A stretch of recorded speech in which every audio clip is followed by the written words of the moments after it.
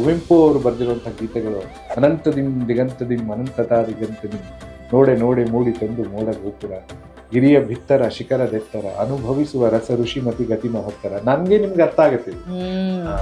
ಪಾತ್ರಗಿತ್ತಿ ಪಕ್ಕ ನಿಮ್ಮ ಧ್ವನಿಯಲ್ಲಿ ಕೇಳ್ಬೋದಾ? ಓ ಖಂಡಿತ.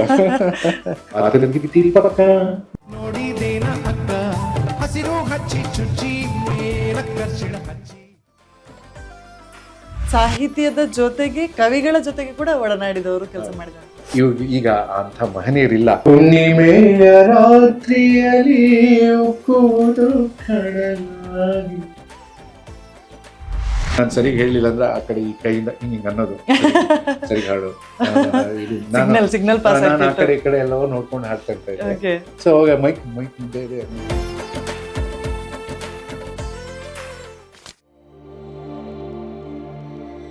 ಎಲ್ರಿಗೂ ನಮಸ್ಕಾರ. ಬುಕ್ ಬ್ರಹ್ಮದ ಗಂಧದ ಬೀಡೋ ವಿಶೇಷ ಕಾರ್ಯಕ್ರಮಕ್ಕೆ ಮತ್ತೊಮ್ಮೆ ಸ್ವಾಗತ. ಒಂದು ಮಾತಿದೆ, ಮಾತನಾಡಿ ಮಾತನಾಡಿ ಭಾಷೆ, ಹಾಗೆ ಹಾಡಿ ಹಾಡಿ ರಾಗ ಅಂತ ಹೇಳಿ. ಸೊ ಈ ಎರಡರಲ್ಲೂ ಕೂಡ ತುಂಬಾ ಬೇಗನೆ ಕಾಣಿಸಿಕೊಂಡಂತಹ ಒಬ್ಬ ಅದ್ಭುತ ಗಾಯಕ ಇವತ್ತು ನನ್ನ ಎದುರುಗಡೆ ಇದ್ದಾರೆ. ಸುಮಧುರ ಕಂಠದ ಮಾಲೀಕ ಅಂತ ಹೇಳ್ಬೋದಾ ಏನೋ, ಪಂಚಮ್ ಹಳಿಮಂಡಿ ಅವರಿದ್ದಾರೆ. ಸರ್ ನಮಸ್ತೆ. ನಮಸ್ಕಾರ ಸರ್, ಕಾರ್ಯಕ್ರಮಕ್ಕೆ ಪ್ರೀತಿಯ ಸ್ವಾಗತ. ಧನ್ಯವಾದಗಳು. ನಿಮ್ಮ ಕಾರ್ಯಕ್ರಮದ ಶೀರ್ಷಿಕೆ ಬಹಳ ಚೆನ್ನಾಗಿದೆ, ಗಂಧದ ಬೀಡು ಚಂದದ ನಾಡು. ಹಾಗಾಗಿ ಇಂಥ ಒಂದು ಶೀರ್ಷಿಕೆ ಇಟ್ಕೊಂಡಿರುವಂತಹ ನಮ್ಮ ಬುಕ್ ಬ್ರಹ್ಮದ ವಿಶೇಷ ಕಾರ್ಯಕ್ರಮಕ್ಕೆ ನಾನು ಇವತ್ತು ಅತಿಥಿಯಾಗಿ ಬಂದಿದ್ದೀನಿ. ನಂಗೆ ತುಂಬಾ ಸಂತೋಷ ಇದೆ. Thank you sir, thank you. ನೀವು ಬಂದಿದ್ದಕ್ಕೆ ತುಂಬಾ ಖುಷಿ ಆಯ್ತು. ಆಕ್ಚುಲಿ ಹೇಗಿದ್ದೀರಾ ಸರ್? ಚೆನ್ನಾಗಿದ್ದೀನಿ ಮಾ. ತುಂಬಾ ಬಿಸಿ ಆಗಿದ್ದೀರಾ ಅನ್ಸುತ್ತೆ ಅಲ್ಲ? ನಮ್ಮ ಕ್ಷೇತ್ರ ಹೇಗಿದೆ ಅಂದ್ರೆ ನಮ್ದೆಲ್ಲ ಒಂದು ಸ್ಟೆಪ್ಯುಲೇಟೆಡ್ ಟೈಮ್ ಅಂತಿರಲ್ಲ, ಯಾವ ಟೈಮಲ್ಲಿ ಅವಕಾಶಗಳು ಬರುತ್ತೋ ಹೋಗ್ತಾ ಇರಬೇಕು, ಮಾಡ್ತಾ ಇರಬೇಕು. ಒಂದು ಸಂತೋಷ ಇದೆ, ಯಾಕೆಂತಂದ್ರೆ ನಾವು ಆರಿಸ್ಕೊಂಡಂತಹ ಒಂದು ಕ್ಷೇತ್ರದಲ್ಲಿ ನಾವು ಕೃಷಿ ಮಾಡ್ತಾ ಇದೀವಿ, ಅದರಿಂದ ಮನ್ನಣೆ ಸಿಗ್ತಾ ಇದೆ. ಎಲ್ಲದಕ್ಕಿಂತ ಒಂದು ಆತ್ಮತೃಪ್ತಿ ಸಿಗ್ತಾ ಇದೆ. ಸಂಗೀತ ಅನ್ನೋದೇ ಹಾಗೆ, ಸಂಗೀತಕ್ಕೆ ಯಾವುದೇ ತರದ ಬ್ಯಾರಿಕೇಟರ್ ಇರಲ್ಲ. ನಮ್ಮ ಆತ್ಮತೃಪ್ತಿಗೆ, ಸಂತೋಷಕ್ಕೆ ನಾವು ಮಾಡ್ಕೊಂಡಂತಹ ಒಂದು ಆಯಾಮ ಸಂಗೀತ. ಹಾಗಾಗಿ ಇದರಲ್ಲಿ ನನಗೆ ಒಂದು ಖುಷಿ ಸಿಗ್ತಾ ಇದೆ, ಒಂದು ಮನ್ನಣೆ ಸಿಗುತ್ತೆ, ಒಂದು ಗೌರವ ಸಿಗುತ್ತೆ. ಇನ್ನೇನ್ ಬೇಕು ನಮ್ಗೆ ಅಲ್ವಾ? ನಾವೆಲ್ಲ ಸಂಗೀತದ ಆರಾಧಕರು. ಹಾಗಾಗಿ ಇದರಲ್ಲಿ ಮತ್ತೆ ಉನ್ನತವಾಗಿ ಏನಾದ್ರೂ ಒಂದು ಸಾಧನೆ ಮಾಡಬೇಕು ಅನ್ನೋದೇ ಒಂದು ನನ್ನ ಆಶೆ. ಅದು ನೆರವೇರ್ಲಿ ಸರ್. ಅದಕ್ಕಿಂತ ಮುಂಚೆ ನಾನೀಗ ಮಾತನಾಡ್ತಾ ಹೇಳಿದೆ, ಮಾತನಾಡಿ ಮಾತನಾಡಿ ಭಾಷೆ ಬೆಳೆಯತ್ತೆ, ಹಾಗೆ ಹಾಡಿ ಹಾಡಿ ರಾಗ ಬೆಳೆಯುತ್ತೆ ಅಂತ ಹೇಳ್ಕೊಂಡು. ಸೊ ಇದೆರಡರಲ್ಲೂ ತಾವು ತುಂಬಾ ಬೇಗನೆ ಎಂಟ್ರಿ ಕೊಟ್ರಿ ಅಂತ ಅನ್ಸ್ತಿಲ್ವಾ ಸರ್ ನಿಮಗೆ? ನಮ್ದು ನನ್ನ ತಂದೆ ಬಂದು ಯಶವಂತ್ ಹೇಳ್ಬಿಟ್ಟು ನಿಮ್ಗೆ ಗೊತ್ತೇ ಇದೆ. ಕರೆಕ್ಟ್. ನಮ್ಮದು ಒಂದು ಸಂಗೀತದ ಕುಟುಂಬ. ಹಾಗಾಗಿ ನಮ್ಮ ಅಜ್ಜಿ ಕೂಡ ಹಾಡ್ತಾ ಇದ್ರು, ಅದರಿಂದ ಪ್ರೇರೇಪಿತರಾಗಿ ನಮ್ಮ ತಂದೆಯವರು ಹಾಡ್ತಾ ಇದ್ರು. ಆ ಗೀಳು ಹಾಗೇ ಬಂದ್ಬಿಡ್ತು. ಹಾಗಾಗಿ ನನ್ನ ಹೆಸರು ಕೂಡ ನಮ್ಮ ತಂದೆನೇ ಇಟ್ಟಿದ್ದು ಪಂಚಮ್. ಸೊ ಹಾಗಾಗಿ ಅವ್ರಿಗೆ ಮೊದ್ಲಿಂದನೂ ನನ್ನ ಮಗನ್ನ ಸಿಂಗರ್ ಮಾಡ್ಬೇಕು ಅನ್ನೋ ಒಂದು ಆಶೆ ಇತ್ತು ಅವ್ರಿಗೆ. ಹಾಗಾಗಿ ಆ ಒಂದು ಬೆಳವಣಿಗೆಯಲ್ಲಿ ಅವಾಗೆಲ್ಲ ನಾವು ಚಿಕ್ಕವರಿದ್ದಾಗ ಈ ಇದು ಅವಾಗೆಲ್ಲ ಆಕಾಶವಾಣಿ, ದೂರದರ್ಶನ ಇರ್ಲಿಲ್ವಲ್ಲ, ಆಕಾಶವಾಣಿಲಿ ಈ ಗಿಲಿಬಿಂಡು ಅಂತ ಬರ್ತಾ ಇತ್ತು. ಪುಟ್ ಮಕ್ಕಳ ವಿಶೇಷ ಗೀತೆಗಳನ್ನ ಹಾಡುವಂತ ಒಂದು ಕಾರ್ಯಕ್ರಮ ಇತ್ತು. ಅದನ್ನೆಲ್ಲ ನಂಗೆ ನಮ್ಮಪ್ಪ ಕೂಸಿ ಕೇಳ್ಸೋರು, ನೋಡು ಕಲಿಬೇಕು, ಇದು ಮಾಡೋದು. ಆಮೇಲೆ ಮೊದಲನೇ ನಮ್ಮ ತಂದೆನೇ ನಂಗೆ ಮೊದಲನೇ ಗುರು. ಮನೆಯಲ್ಲಿ ಭಾವಗೀತೆಗಳನ್ನ, ಮಕ್ಕಳ ಗೀತೆಗಳನ್ನ, ಶಿಶುಗೀತೆಗಳನ್ನ ಹೇಳ್ಕೊಡ್ತಾ ಇದ್ರು. ಹಾಗಾಗಿ ಆ ಲೆಗೆಸಿ ಹಾಗೆ ಕಂಟಿನ್ಯೂ ಆಯ್ತು. ನಾವು ಮುಂಚೆ ಗಣೇಶ್ ಗುಡಿ ಅಂದ್ರೆ ಈ ಉತ್ತರ ಕರ್ನಾಟಕದಲ್ಲಿ ಇದ್ವಿ. ಆಮೇಲೆ ತಂದೆಯವರಿಗೆ ಇಲ್ಲಿ ಬೆಂಗಳೂರಿಗೆ ವರ್ಗಾವಣೆ ಆದಾಗ ಇಲ್ಲಿ ಆ ಒಂದು ಆಸಕ್ತಿ ಆಗ್ಲಿ ಅಥವಾ ಒಂದು ಮನ್ನಣೆ ಇನ್ನೂ ಹೆಚ್ಚು ಸಿಗ್ತಾ ಹೋಯ್ತು. ಹಾಗಾಗಿ ಚಿಕ್ಕ ವಯಸ್ಸು, ನಾನು ಒಂದು 5ನೇ ವರ್ಷದ ಇದ್ದಾಗ್ಲಿಂದಾನೇ ನನ್ನ ಬಾಲ್ಯದ ಸಂಗೀತದ ಮತ್ತು ಆಕ್ಟಿಂಗ್ ಮಾಡುವಂತ ಇದು ಎಲ್ಲ ನನಗೆ ಬಹಳ. ನೀವು ಅದೀಗ ಮಾತನಾಡ್ತಾ ಹೇಳಿದ್ರಿ ತಂದೆಯವರು ಯಶವಂತ್ ಹಳಿಮಂಡಿ ಅವರು. ಸೊ ಪ್ರಖ್ಯಾತ ಸುಗಮ ಸಂಗೀತ ಗಾಯಕರು, ಎಲ್ರಿಗೂ ಗೊತ್ತಿರುವಂತವ್ರೆ. ಸೊ ಆ ತಂದೆ ಜೊತೆ ಮಗನ ಒಡನಾಟ, ಸೊ ಅದನ್ನ ನಾವು ನೆನಪಿಸ್ಕೊಳ್ಳೇಬೇಕು, ಅದ್ರ ಬಗ್ಗೆ ಮಾತನಾಡಲೇಬೇಕು. ಯಾಕೆಂತಂದ್ರೆ ಈಗಲೇ ಹೇಳಿದ್ರಿ, ಬಾಲ್ಯದಲ್ಲೇ ತಂದೆ ಪ್ರತಿದಿನ ಆಕಾಶವಾಣಿಯಲ್ಲಿ ಬರ್ತಿರುವಂತ ಗೀತೆಗಳನ್ನ ಕೇಳಿಸ್ತಾ ಇದ್ರು ಅಂತ ಹೇಳಿ.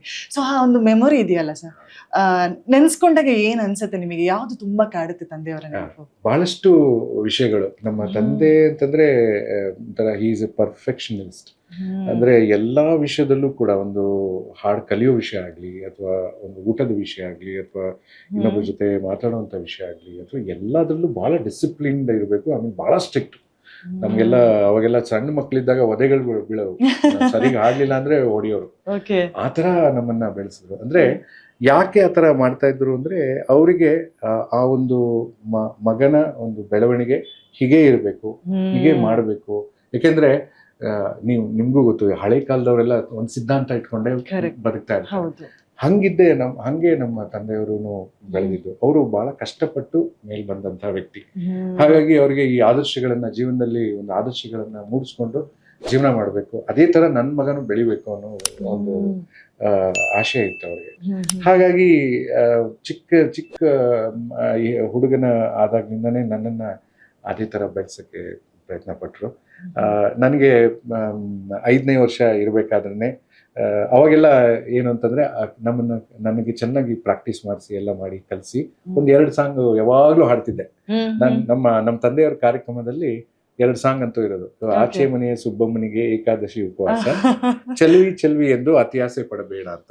ಈ 2 ಸಾಂಗ್ ನ 1000 ಸರಿ ಹಾಡ್ಸೋರು, ಪ್ರಾಕ್ಟೀಸ್ ಮಾಡಿಸೋರು. ತುಂಬಾ ಇಷ್ಟ ಆಯ್ತು ಅವ್ರಿಗೆ ಆ ಹಾಡು. ಆಮೇಲೆ ಈ ಕಾಣದಂತೆ ಮಾಯವಾದನು, ಅವಾಗ ತಾನೇ ಇದು ಬಂದಿತ್ತು, 2 ಕನಸಲ್ಲ, ಅದು ಚಲಿಸುವ ಮೋಡಗಳು, ಪುನೀತ್ ರಾಜ್ಕುಮಾರ್ ಅವ್ರದ್ದು ಹಾಡು. ಅದು ಕಾಣದಂತೆ ಮಾಯವಾದನು. ಈ 3 ಸಾಂಗ್ ಯಾವಾಗ್ಲೂ ಪ್ರಾಕ್ಟೀಸ್ ಮಾಡಿಸೋರು ನನಗೆ. ಆಮೇಲೆ ಅವ್ರ ಕಾರ್ಯಕ್ರಮದಲ್ಲಿ ಹಾಡಿಸ್ತಾ ಇದ್ರು. ಅವಾಗೆಲ್ಲ ಏನಂತಂದ್ರೆ ಈಗಿನಷ್ಟು ಸಫಿಸ್ಟಿಕೇಟೆಡ್ ಇದಿರ್ಲಿಲ್ಲ, ಮೈಕ್ಸ್ಗಳಿರ್ಲಿಲ್ಲ. ಒಂದೇ ಮೈಕು, ಒಬ್ಬ ಸಿಂಗರ್ಗೆ ಒಂದೇ ಮೈಕು. ಅವಾಗೆಲ್ಲ ಡೂಯಿಟ್ಸ್ ಎಲ್ಲ ಹೆಂಗೆ ಅಂದ್ರೆ ಒಟ್ಟಿಗೆ ಹಾಡೋರು, ಒಂದೇ ಮೈಕ್ ಇಟ್ಕೊಂಡು ಗಂಡು ಹೆಣ್ಣು ಒಟ್ಟಿಗೆ ಸೇರ್ಕೊಂಡು ಹಾಡೋರು. ಅಂದ್ರೆ ಅವಾಗಿನ ಕಾಲದಲ್ಲಿ ವಿದ್ಯಮಾನಗಳಲ್ಲಿ ಅಷ್ಟು ಇದಿರ್ಲಿಲ್ಲ. ಅವಾಗ ನಮ್ಮ ತಂದೆ ಏನ್ ಮಾಡೋರು ಅಂದ್ರೆ, ನಾನು ನಮ್ಮ ತಂದೆ ಒಂದು ಹಾಡು ಹಾಡ್ತಾ ಇದ್ವಿ, ಬೇಂದ್ರೆ ಅವರ ಹಾಡು. ಅದು ಯಾರಿಗೂ ಹೇಳೋಣ ಬೇಡ ಅಂತ. ತಂದೆ ಮಗನ ಅಂದ್ರೆ ತಂದೆ ಮಗುವ ಒಂದು ಸಂಭಾಷಣೆ ತರ ಇರುವಂತ ಹಾಡು. ಅದು ನನ್ಗೆ ಈಗ್ಲೂ ಜ್ಞಾಪಕ ಇದೆ. ನಾನು ಬಹಳ ಚಿಕ್ಕವನು. ಅದು ಯಾವಾಗ್ಲೂ ನಮ್ ಸ್ಟ್ಯಾಂಡಿಂಗ್ ಮೈಕ್ ಇಟ್ಬಿಟ್ಟು ನನ್ನ ಅವ್ರ ಲೆವೆಲ್ಗೆ ಒಂದು ಸ್ಟೂಲ್ ಇಟ್ಬಿಟ್ಟು ನನ್ನನ್ನು ಅಲ್ಲಿ ನಿಲ್ಸಿ ನನ್ನ ಹೆಗಲ್ಗೆ ಹಿಂಗ್ ಹಾಕೊಂಡು ಈ ಮೈಕ್ ಅಲ್ಲಿ ಹಿಂಗ್ ಹಾಡೋದು ನಾವು. ಅದು ನನ್ಗೆ ಯಾವತ್ತೂ ಮರೆಯಕ್ಕಾಗಲ್ಲ. ಯಾಕೆಂದ್ರೆ ಯಾವಾಗ್ಲೂ ನನ್ಗೆ ಆತರ ಮಾಡೋದು. ಆಮೇಲೆ ನಾನು ಸರಿಗ್ ಹೇಳಿಲ್ಲ ಅಂದ್ರೆ ಆ ಕಡೆ ಈ ಕೈಯಿಂದ ಹಿಂಗ್ ಅನ್ನೋದು, ಸರಿ ಹಾಡೋದು.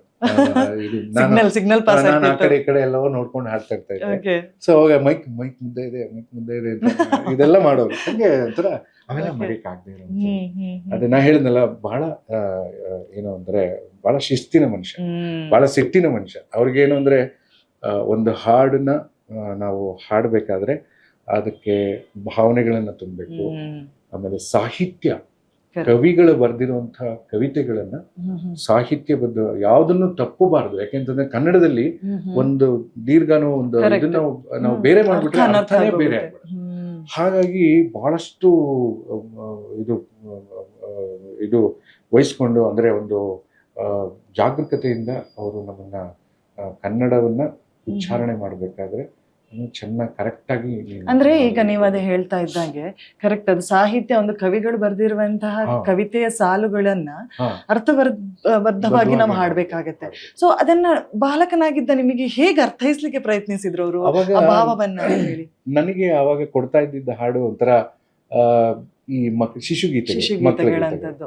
ಸೊ ಹಾಗಾಗಿ ನಮ್ಗೆ ಅದ್ರ ಬಗ್ಗೆ ಅಷ್ಟು ಈ ಭಾವನಾತ್ಮಕವಾಗಿ ಹಾಡ್ಬೇಕು ಅನ್ನುವಂತ ಒಂದು ಅರಿವು ಇರ್ಲಿಲ್ಲ. ಯಾಕಂದ್ರೆ ಅವಾಗ ಇನ್ನು ಚಿಕ್ಕ ಹುಡುಗ ಅಲ್ವಾ, ವಾಯ್ಸ್ ಚೆನ್ನಾಗಿತ್ತು ಅನ್ನೋ ಒಂದೇ ಒಂದು ಇದರಿಂದ ಅದೇ ತರದ ಗೀತೆಗಳು. ಇವಾಗ ನೋಡಿ, ಆಚೆ ಮನೆಯ ಸುಬ್ಬಮ್ಮನಿಗೆ ಏಕಾದಶಿ ಉಪವಾಸ, ಅದ್ರಲ್ಲಿ ಬರೀ ತಿಂಡಿ ಹಾಡುಗಳೇ.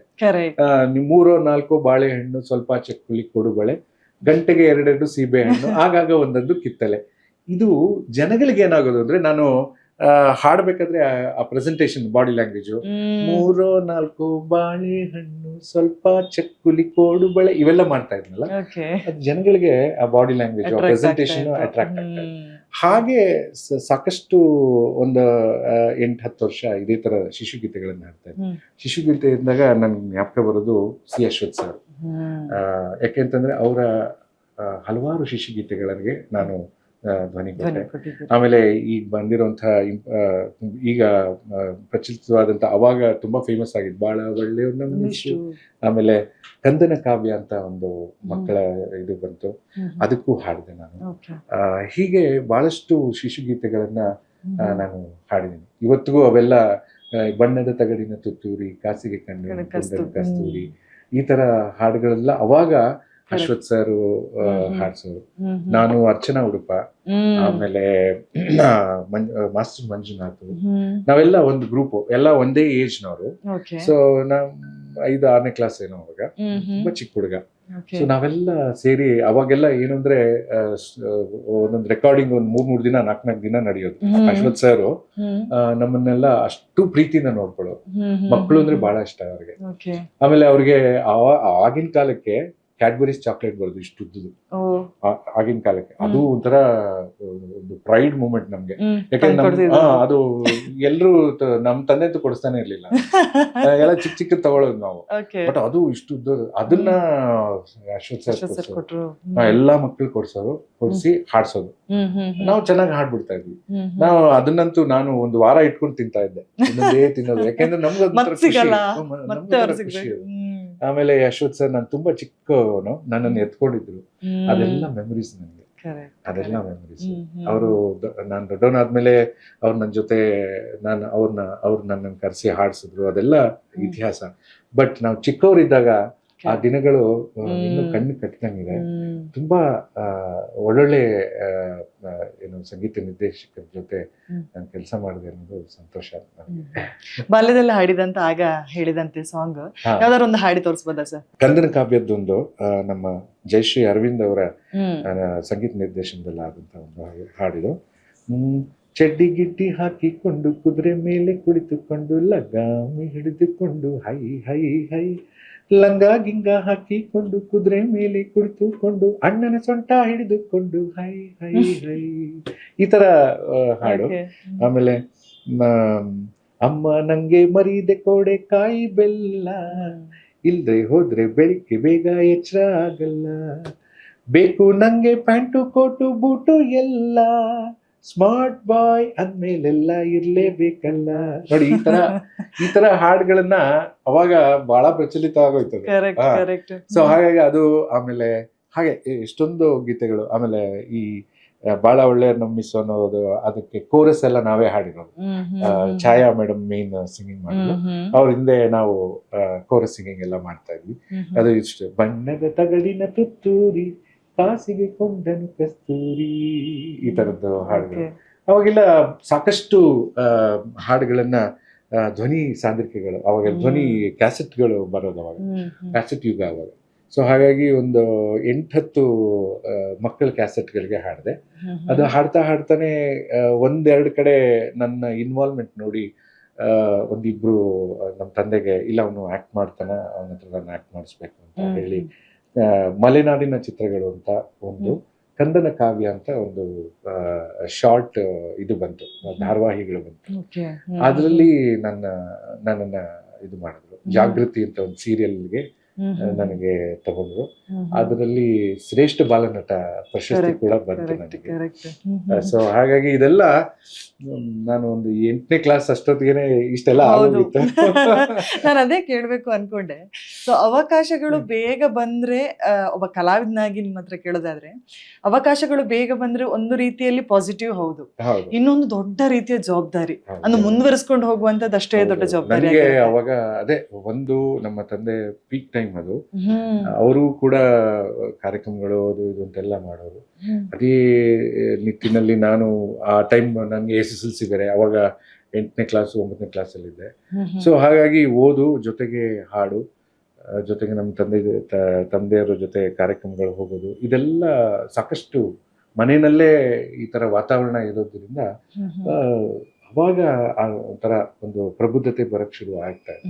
ಈ 10ನೇ ಕ್ಲಾಸು, ಆಮೇಲೆ ಕಾಲೇಜಿಗೆ ಅಂತ ಬಂದಾಗ ಅಲ್ಲಿ ಕಾಲೇಜಲ್ಲಿ ಕೂಡ ನಮ್ದೇ ಆದಂತ ಒಂದು ಸಾಂಸ್ಕೃತಿಕವಾದಂತ ಗ್ರೂಪ್ ಮಾಡ್ಕೊಂಡು ನಾನು ಗ್ರೂಪ್ ಸಾಂಗ್ಸ್ ನ ಹೇಳ್ಕೊಡೋದು, ಆಮೇಲೆ ಇಂಟರ್ ಕಾಂಪಿಟೇಷನ್ಸ್ಗೆ ಹೋಗಿ ಇದು ಮಾಡೋದು, ಕಾಂಪೀಟ್ ಮಾಡಿ ಪ್ರೈಸಸ್ ತಗೊಂಡ್ಬರೋದು, ಇವೆಲ್ಲ ನಾವು ಮಾಡಿದಾಗ ಆ ಒಂದು ಸಾಂಸ್ಕೃತಿಕವಾದಂತ ಇದು ಬೆಳವಣಿಗೆ ಚೆನ್ನಾಗಾಯ್ತು. ಇನ್ನೊಂದು ಏನಂತಂದ್ರೆ ಸರ್, ಪಂಚಮ್ ಅಂತ ಹೆಸರಿಟ್ಟಿದ್ದಾರೆ ತಂದೆಯವರು.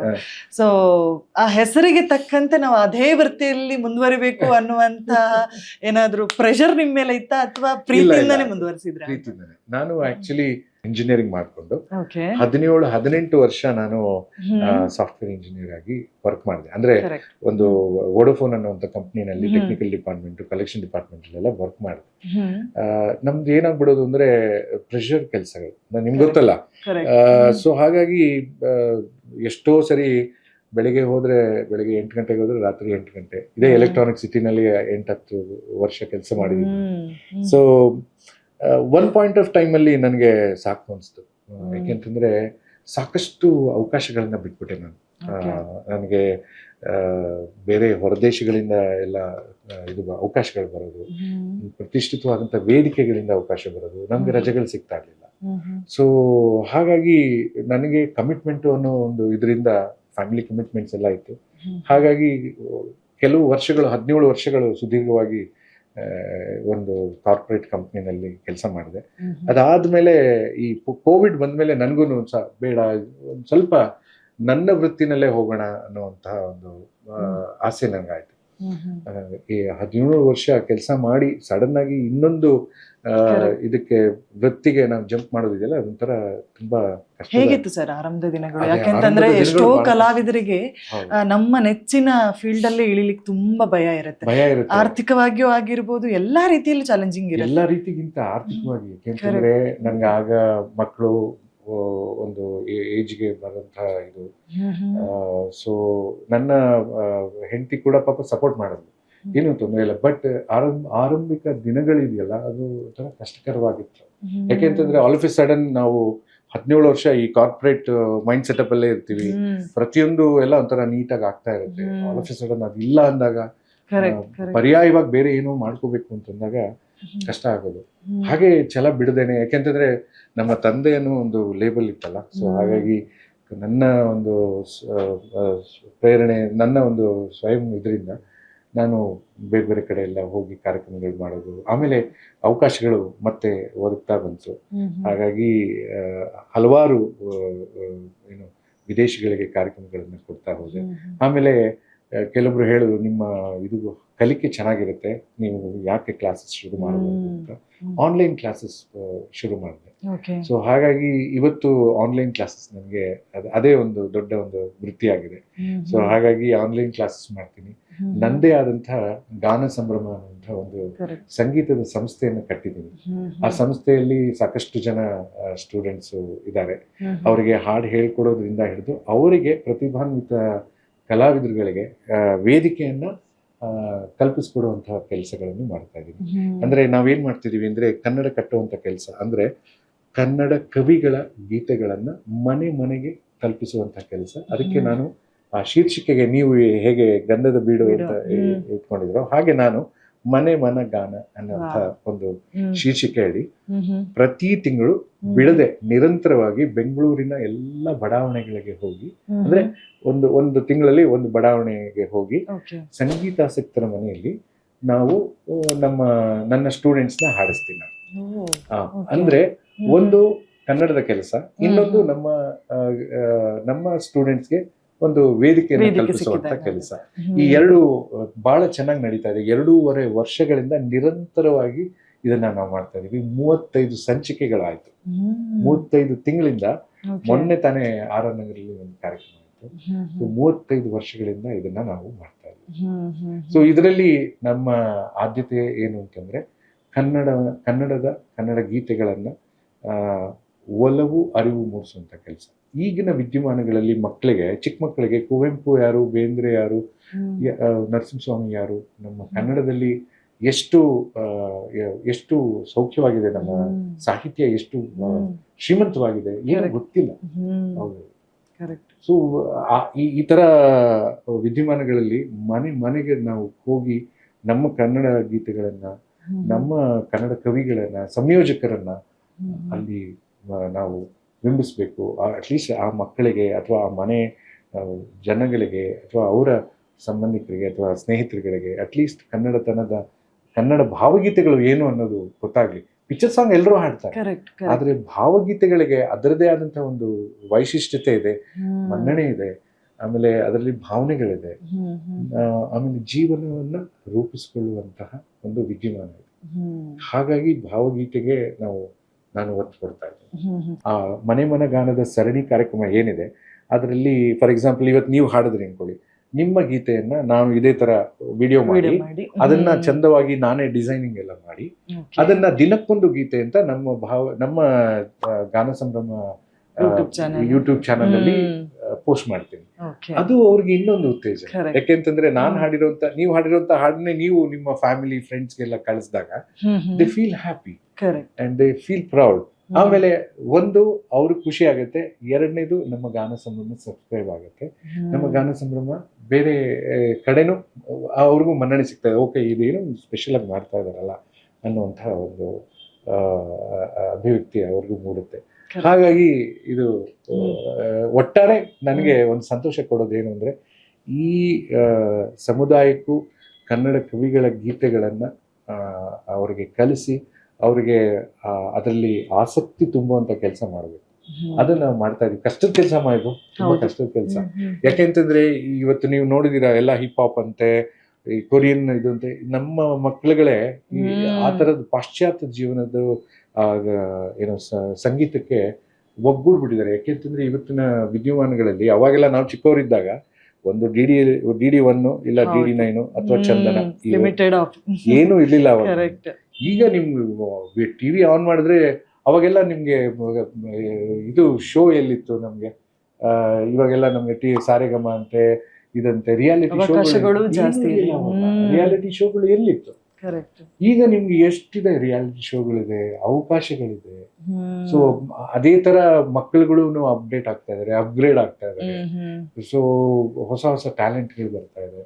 ಸೊ ಈ ತರ ವಿದ್ಯಮಾನಗಳಲ್ಲಿ ಏನಾಗುತ್ತೆ ಅಂದ್ರೆ ಮಕ್ಕಳುಗಳಿಗೆ ಆದಷ್ಟು ಆಕರ್ಷಣೆ ಆಗೋದು ಈ ಪಾಶ್ಚಾತ್ಯ ಸಂಗೀತಗಳೇ. ಅವರ ಏನಂತಾರೆ, ಅವ್ರ ಜೊತೆ ಇರೋರು ಈ ಸಂಘಗಳು, ಐ ಮೀನ್ ಏನಂತಾರೆ, ಫ್ರೆಂಡ್ಸ್ಗಳು ಹಾಗೆ ಇರ್ತಾರೆ, ಫ್ರೆಂಡ್ ಸರ್ಕಲ್ಸು ಹಾಗೆ ಇರುತ್ತೆ. ಆ ಇದರಲ್ಲಿ ವಿದ್ಯಮಾನಗಳಲ್ಲಿ ನಾವು ಅವ್ರನ್ನ ಎಳ್ಕೊಂಡು ನಮ್ಮ ಸಂಸ್ಕೃತಿಗೆ ಎಳ್ಕೊಂಡು ಇದು ನಮ್ಮ ಗೀತೆ, ಇದು ನಮ್ಮ ಇದು ಅಂತ ತೋರಿಸ್ಬೇಕಲ್ಲ ನಾವು. ಅದು ಕಷ್ಟದ ಕೆಲಸ, ಆದ್ರೂ ವಿ ಆರ್ ಡೂಯಿಂಗ್ ಇಟ್. ತಂದೆ ನಿಮಗ್ ಮಾಡಿದಾನ ಇಲ್ಲ, ನಾವು ಕಲ್ತಿರುವಂತದನ್ನ ಸಮಾಜಕ್ಕೆ ಕೊಡುಗೆಯಾಗಿ ಕೊಡ್ಬೇಕು ಅನ್ನೋದೇ ನನ್ನ ಆಸೆ. ಅಟ್ಲೀಸ್ಟ್ ಯಾರೋ ಒಬ್ರು ನಮ್ಮಿಂದ ಪ್ರೇರೇಪಿತರಾಗಿ ಅವರ ಜೀವನದ ಶೈಲಿಯನ್ನ ಚೇಂಜ್ ಮಾಡಿಕೊಂಡು ಅಥವಾ ಸಂಗೀತ ಸಾಹಿತ್ಯದ ಬಗ್ಗೆ ಅರಿವು ಮೂಡಿಸ್ಕೊಂಡು ಒಲವು ಮೂಡಿಸ್ಕೋತಾರಲ್ಲ, ತುಂಬಾ ದೊಡ್ಡದು. ಇವತ್ತಿನ ದಿನಗಳಲ್ಲಿ ಆ ಥರ ಮಾಡಿದಾಗ ನಿಮ್ಮ ಮನಸ್ಸಾಗ್ಲಿ, ನಿಮ್ಮ ಹೃದಯ ಆಗ್ಲಿ, ನೀವು ಮಾಡುವಂತ ಆಲೋಚನೆಗಳಾಗ್ಲಿ ಎಲ್ಲದೂ ಒಳ್ಳೇದಾಗಿರುತ್ತೆ. ಎಂಡ್ ಆಫ್ ದ ಡೇ ನೀವು ಆರೋಗ್ಯವಾಗಿರುತ್ತೆ. ಎಷ್ಟೋ ಕಡೆ ನಮ್ಮ ಸಂಗೀತವನ್ನ ಮ್ಯೂಸಿಕ್ ಥೆರಪಿಯಾಗಿ ಬಳಸ್ತಾರೆ. ಸೊ ಇಂಥ ವಿದ್ಯಮಾನಗಳು, ಈ ತರ ಸಂಗೀತ ಸಾಹಿತ್ಯ ಅನ್ನೋದು ಮನುಷ್ಯನಿಗೆ ಒಂದು ಹೊಸ ಪ್ರೇರೇಪಣೆಯನ್ನ ತಂದುಕೊಡುವಂತಹ ಮಾಧ್ಯಮ ಇದೆ. ಹಾಗೆ ಅದನ್ನ ನಾವು ಉಳಿಸುವಂತ ಬೆಳೆಸುವಂತ ಕೆಲಸ ಮಾಡಿದಾಗ ಸಮಾಜಕ್ಕೂ ಒಂದು ಒಳ್ಳೆ ಕೆಲಸವನ್ನ ನಾವು ಮಾಡ್ತಿದೀವಿ ಅನ್ನೋ ಒಂದು ಹೆಮ್ಮೆ ನಮ್ಗೆ. ನೀವು ಮಾತಾಡ್ತಾ ಹೇಳಿದ್ರೆ ಸಾಕಷ್ಟು ಕವಿಗಳಿದ್ದಾರೆ, ಸಾಹಿತ್ಯಗಳು ನಮ್ಮಲ್ಲಿದೆ ಅಂತ ಹೇಳಿ. ಸೊ ನೀವು ಸಾಮಾನ್ಯವಾಗಿ ವೇದಿಕೆಯನ್ನು ಹತ್ತಿದಾಗ ಇಷ್ಟಪಟ್ಟು ಹಾಡುವಂತ, ಅಫ್ಕೋರ್ಸ್ ಎಲ್ಲಾ ಸಾಹಿತ್ಯಗಳು, ಕವಿಗಳ ಸಾಹಿತ್ಯಗಳು ವಿಭಿನ್ನವಾಗಿರುವಂಥದ್ದು. ಸೊ ನಿಮಗೆ ತುಂಬಾ ಆಪ್ತ, ತುಂಬಾ ಇಷ್ಟ ಆಗುವಂತ ಸಾಹಿತಿ ಮತ್ತು ಸಾಹಿತ್ಯ ಯಾವುದು? ನನಗೆ ಬಹಳ ಇಷ್ಟ ಅನ್ನೋದಕ್ಕಿಂತ ನನಗೆ ಒಂದು ಹೆಮ್ಮೆ ಏನು ಅಂತಂದ್ರೆ, ಎಲ್ಲ ಕವಿಗಳು ನೀವು ಹೇಳ್ದಂಗೆ ಎಲ್ಲರಲ್ಲೂ ಒಂದೊಂದು ವೈಶಿಷ್ಟ್ಯತೆ.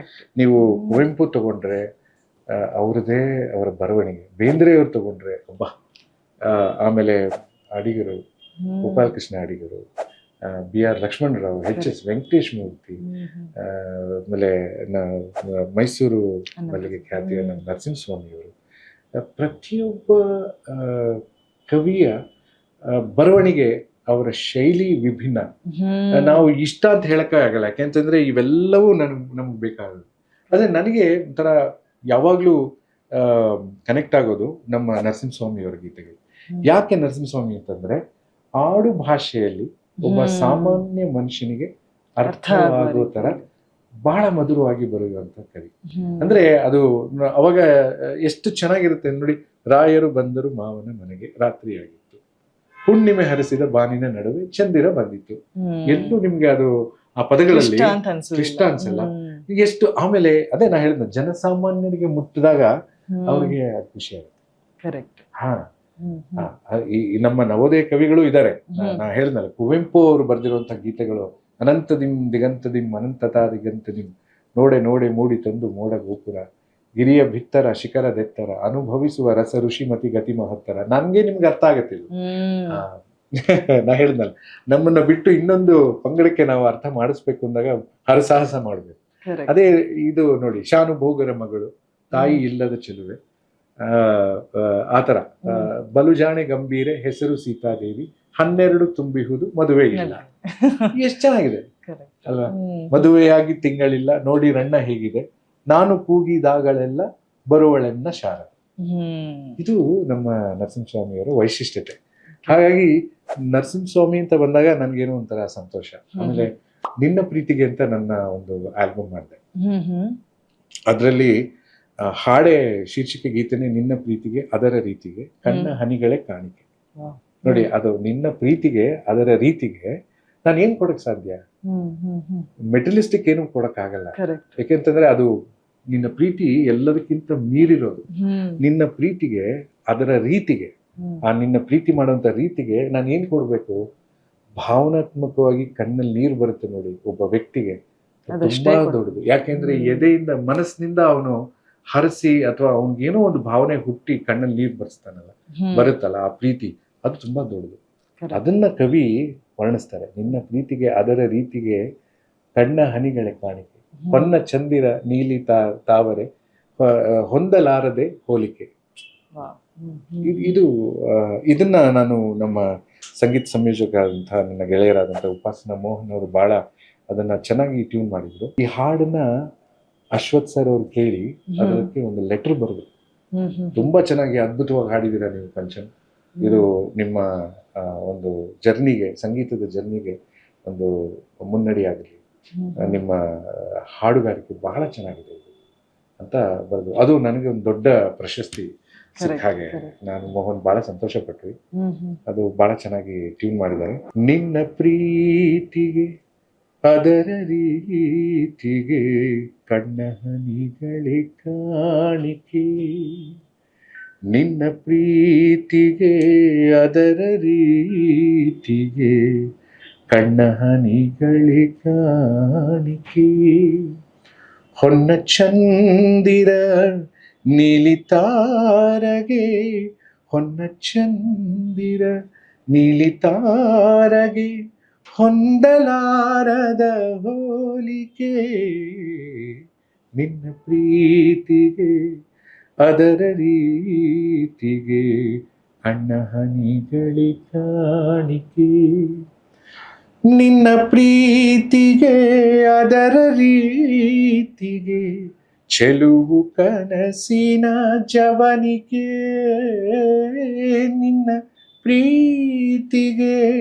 ಅದರ ರೀತಿಗೆ ಚೆಲುವು ಕನಸಿನ ಜವನಿಕೆ, ಬೆಳ್ಳಿ ನಿದ್ದೆಯ ತುಟಿಗಳಂಚಿಗೆ, ಬೆಳ್ಳಿ ನಿದ್ದೆಯ ತುಟಿಗಳಂಚಿಗೆ ಸುಳಿದ ಕಿರುನಗೆ ಹೋಲಿಕೆ, ನಿನ್ನ ಪ್ರೀತಿಗೆ ಅದರ ರೀತಿಗೆ ಕಣ್ಣ ಹನಿಗಳೇ ಕಾಣಿಕೆ. ಇದು ಬಹಳ ಒಂಥರ ಆ ಟೈಮಲ್ಲಿ ಇದು ಹಾಡಿ ನಾನು ಒಂದು 20 ವರ್ಷ ಆಯ್ತು.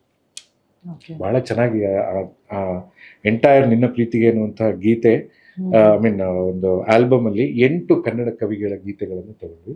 ಅದರಲ್ಲಿ ನರಸಿಂಹಸ್ವಾಮಿ ಅವರ ಗೀತೆ ಇದು. ಆಮೇಲೆ ನಾನು ಕಾರ್ಯಕ್ರಮಗಳಿಗೆ ಹೋದಾಗ ನರಸಿಂಹಸ್ವಾಮಿ ಅವರ ಮೈಸೂರು ಮಲ್ಲಿಗೆಯಲ್ಲಿ ಬರುವಂತ ಎಲ್ಲಾ ಹಾಡುಗಳನ್ನು ಹಾಡ್ತೀನಿ ಆಲ್ಮೋಸ್ಟ್. ಇದು ನಿನ್ನ ಪ್ರೇಮದ ಪರಿಯ ನಾನರಿ ಕನಕಾಂಗಿ, ನಿನ್ನೊಳಿರೆ ನನ್ನ ಮನಸ್ಸು, ಹುಣ್ಣಿಮೆಯ ರಾತ್ರಿಯಲ್ಲಿ ಉಕ್ಕುವುದು ಕಡಲಾಗಿ, ಹುಣ್ಣಿಮೆಯ ರಾತ್ರಿಯಲ್ಲಿ ಉಪ್ಪುವುದು ಕಡಲಾಗಿ ನಿನ್ನುಲುಮಿ ನನ್ನ ಕಂಡು ನಿನ್ನುಳಿರೆ ನನ್ನ ಮನಸ್ಸು.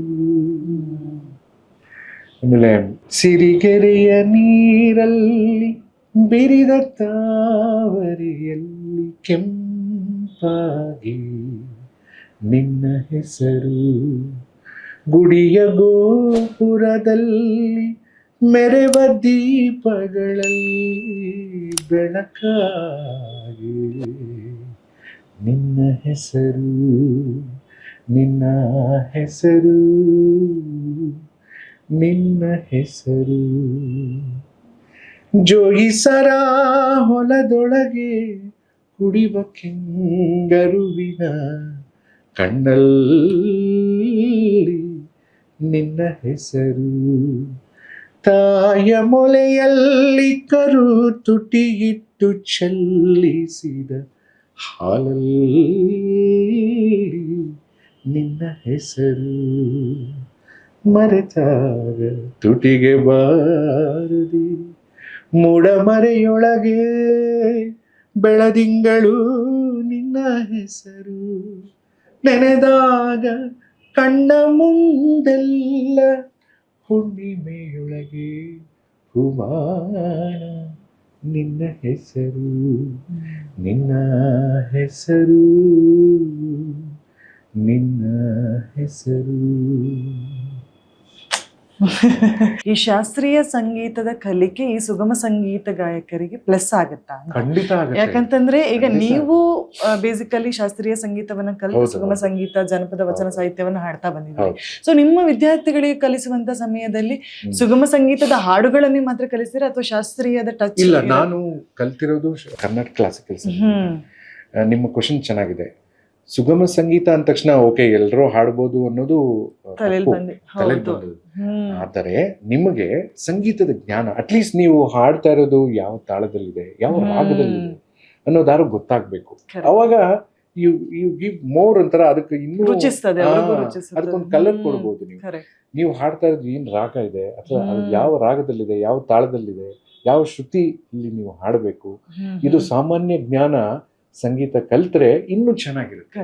ಇನ್ನೂ ಚೆನ್ನಾಗಿರುತ್ತೆ. ಸೊ ನಾನು ರೆಕಮೆಂಡ್ ಮಾಡೋದು ಏನು ಅಂದ್ರೆ, ಎಲ್ಲ ಗಾಯಕ ಗಾಯಕಿಯರು ಅಟ್ಲೀಸ್ಟ್ ನಾನು ಹೇಳೋದು, ನೀವು ಅಟ್ಲೀಸ್ಟ್ ಜೂನಿಯರ್ ಆರು ಮಾಡ್ಕೊಂಡು ಸಂಗೀತದ ಜ್ಞಾನ ಇದ್ರೆ, ಸಂಗೀತದ ಅರಿವಿದ್ರೆ ಮಾತ್ರ ಬೇರೆ ಎಲ್ಲಾನು ನಾವು ಮಾಡ್ಬೋದು. ಬೇರೆ ಯಾವುದೇ ಪ್ರಕಾರದ ಗೀತೆಗಳನ್ನ ವಚನ ಹಾಡ್ಬೋದು, ಗಜಲ್ಸ್ ಹಾಡ್ಬೋದು, ಭಾವಗೀತೆ ಹಾಡ್ಬೋದು, ಪಿಕ್ಚರ್ ಗೀತೆ ಎಲ್ಲರೂ ಹಾಡ್ತಾರೆ. ಆದ್ರೆ ಪಿಕ್ಚರ್ ಗೀತೆಗಳಿಗಿಂತ ವಿಭಿನ್ನ ಈ ಏನೋ ರಂಗಗೀತೆಗಳಾಗ್ಲಿ, ವಚನಗಳಾಗ್ಲಿ, ಭಕ್ತಿ ಗೀತೆಗಳಾಗ್ಲಿ, ದೇವರ ನಾಮಗಳಾಗ್ಲಿ, ಭಾವಗೀತೆಗಳು, ಇವೆಲ್ಲ ಬೇರೆ ಬೇರೆ. ಸುಗಮ ಸಂಗೀತ ಅಂತ ಒಂದು ಹೆಸರು ಕೊಟ್ಟಿದ್ದಾರೆ, ಅದರಲ್ಲಿ ಇದೆಲ್ಲ ಬೇರೆ ಬೇರೆ ಆಯಾಮಗಳು. ಆ ಆಯಾಮಗಳಿಗನ್ನ ನೀವು ಅರ್ಥ ಮಾಡ್ಕೋಬೇಕು ಅಂತಂದ್ರೆ ಸಂಗೀತದ ಜ್ಞಾನ ಬೇಕೇ ಬೇಕು. ಇಲ್ಲಿ ಇನ್ನೂ ಏನಾಗುತ್ತೆ ಅಂತಂದ್ರೆ, ನನ್ನ ಸ್ಟೂಡೆಂಟ್ಸ್ ಕೆಲವೊಬ್ಬರಿಗೆ ಸಂಗೀತ ಬರಲ್ಲ, ಆದರೆ ಅದನ್ನ ಹೇಳಿದ್ನಲ್ಲಿ ಗಾಡ್ ಗಿಫ್ಟ್ ಅಂತಾರಲ್ಲ, ಹಾಗೆ ನಾನು ಏನಾದ್ರು ಹೇಳ್ಕೊಟ್ರೆ ಶ್ರುತಿಬದ್ಧವಾಗಿ, ಲಯಬದ್ಧವಾಗಿ ಅದನ್ನ ಹಾಡುವಂತಹ ಜಾಣ್ಮೆ ಇದೆ ಕೆಲವೊಬ್ಬರಿಗೆ. ಹಾಗಾಗಿ ಅವ್ರು ಏನಾಗ್ತಾರೆ ಅಂದ್ರೆ, ಓಕೆ ನಾನು ಹೇಳ್ಕೊಟ್ಟ ತಕ್ಷಣ ಅದನ್ನ ಕಲಿತಾರೆ. ನಾವು ಅವ್ರಿಗೆ ಭಾವ ತುಂಬಿ ಹಾಡುವಂತ ಒಂದು ನಿಟ್ಟನ್ನ ಕಲಿಸ್ಕೊಡ್ಬೇಕು. ಅಂದ್ರೆ ನಾನು ಏನ್ ಮಾಡ್ತೀನಿ, ಹಾಡು ಕಲಿಸೋದಷ್ಟೇ ಅಲ್ಲ, ಆ ಹಾಡಿನ ಒಂದು ಏನಿದೆ ಅದು ಅದರ ಒಂದು ಜಾಡಿ ಏನಿದೆ ಅದನ್ನ ತಿಳಿಸ್ಬೇಕು ಅವ್ರಿಗೆ. ಆ ಹಾಡು ಏನು ಅನ್ನೋದನ್ನ ಫಸ್ಟು ಒಂದು ಥಿಯರಿ ಅವ್ರಿಗೆ ಮಾಡಿಬಿಟ್ಟು ಆಮೇಲೆ ಹಾಡು ಕಲಿಸಿದ್ರೆ ಅವ್ರಿಗೆ ಅರ್ಥ ಆಗುತ್ತೆ. ಸುಮ್ಮನೆ ನಾನು ಓಕೆ ಇವತ್ತೊಂದು ಸಾಂಗ್ ಬಂದಿದೆ ಇದನ್ನ ಹೇಳ್ಕೊಡ್ತೀನಿ, ಇಲ್ಲ ಅದು ಏನಕ್ಕೆ ಬಂತು, ಯಾಕೆ, ಯಾರು ಹಿನ್ನೆಲೆಗಳನ್ನ ಅದನ್ನ ಹೇಳಿದ್ರೆ ಅರ್ಥ ಆಗುತ್ತೆ. ಸೊ ಕೆಲವೊಬ್ರಿಗೆ ಕೆಲವೊಂದ್ಸರಿ ಏನಾಗುತ್ತೆ ಅಂದ್ರೆ, ಫಾರ್ ಎಕ್ಸಾಂಪಲ್, ನೀ ಹಿಂಗ ನೋಡಬೇಡ ನನ್ನ, ಎಷ್ಟೋ ಜನ ಅನ್ಕೋತಾರೆ ಅದು ಲವ್ ಸಾಂಗ್ ಅಂತ. ಅಲ್ಲ, ಬೇಂದ್ರೆಯವ್ರು ಬರ್ದಿರೋ ಹಾಡೆ, ನೀ ಹಿಂಗ ನೋಡಬೇಡ ನನ್ನ, ತಿರುಗಿ ನಾ ಹೆಂಗ ನೋಡಲೇ ನಿನ್ನ. ಮೇಲ್ನೋಟಕ್ಕೆ ಇದು ನೋಡಿದಾಗ ನಿಮ್ಗೆ ಅನ್ಸ್ಬೋದು ಇದು ಲವ್ ಸಾಂಗ್ ಅಂತ. ಅಲ್ಲ, ಅದು ಸಂದರ್ಭನೇ ಬೇರೆ. ತನ್ನ ಸ್ವಂತ ಮಗ ಸತ್ತು ಹೋದಾಗ ತಾಯಿ ಅಲ್ಲಿ ಕೂತ್ಕೊಂಡು ಅಳ್ತಾ ಇರ್ತಾಳೆ, ಬೇಂದ್ರೆಯವ್ರು ಬರ್ತಾರೆ, ಅವಳು ಅಂದ್ರೆ ಮಡದಿ ಅವ್ರನ್ನ ನೋಡುವಂತ ಸನ್ನಿವೇಶವನ್ನ ಬಹಳ ಚೆನ್ನಾಗಿ ನೋಡಿ. ಯಾರು ಆ ಸಂದರ್ಭಿಕವಾಗಿ ಒಬ್ಬ ಕವಿ ಹೆಂಗ್ ಬರೀತಾರೆ, ಆ ಸಂದರ್ಭನ ಇಟ್ಕೊಂಡು ಬರೀತಾರ ಅಂದ್ರೆ ಎದೆಯಲ್ಲಿ ಎಷ್ಟು ಎಷ್ಟು ನೋವು ಇರಬಹುದು. ಕೊಡ್ಲಿಕ್ಕೂ ನನ್ನಲ್ಲಿ ಏನಿಲ್ಲ, ನೀನ್ ಹಂಗ್ ನೋಡಿದ್ರೆ ಅಂತೆಲ್ಲ ಹೇಳುವಂತ ಅದು ಸಾಲುಗಳು. ಒಂಥರ ಭಾರವಾದಂತ ಮನಸ್ಸಲ್ಲಿ Correct. ಹೇಳುವಂತ ಸನ್ನಿವೇಶಗಳು. ಈ ಕೆಲವರು ಜನಸಾಮಾನ್ಯರಿಗೆ ಅದು ಅರ್ಥನೇ ಆಗಲ್ಲ, ಲವ್ ಸಾಂಗ್ ಅನ್ಕೊಂಡ್ಬಿಡ್ತಾರೆ. ಇದನ್ನ ಒಬ್ಬ ಗುರುವಾಗಿ ನಮ್ಮ ಜವಾಬ್ದಾರಿ ಏನು ಅಂತಂದ್ರೆ, ಎಲ್ಲಾ ಗುರುಗಳು, ನಾನು ಅಂತಲ್ಲ, ಯಾರೇ ಗೀತೆಗಳನ್ನ ಹೇಳ್ಕೊಡ್ತಾರಂತ ಬಹಳಷ್ಟು ಏನು ಸಂಗೀತ ಶಾಲೆಗಳಿದೆ, ಅವ್ರುಗಳನ್ನ ಹೇಳೋದಿಷ್ಟೇ. ಬಹುಶಃ ಅವರೆಲ್ಲ ಮಾಡ್ತಿರ್ತಾರೆ. ನೀವು ಹೇಳ್ಕೊಡ್ಬೇಕಾದ್ರೆ ಆ ಗೀತೆಯ ತಾತ್ಪರ್ಯವನ್ನ ಅಟ್ಲೀಸ್ಟ್ ನಿಮ್ ಸ್ಟೂಡೆಂಟ್ಸ್ ಹೇಳಿದಾಗ ಅಟ್ಲೀಸ್ಟ್ ಅವ್ರಿಗೆ ಅರ್ಥ ಆಗುತ್ತೆ. ಅರ್ಥ ಮಾಡ್ಕೊಳ್ಳೋಕ್ಕೂ ಸುಲಭ ಹಾ, ಆಗುತ್ತೆ. ಅವಾಗ ಯಾರ್ಯಾರ ಕವಿಗಳ ಸಾಹಿತ್ಯಗಳು ಹೇಗಿದೆ.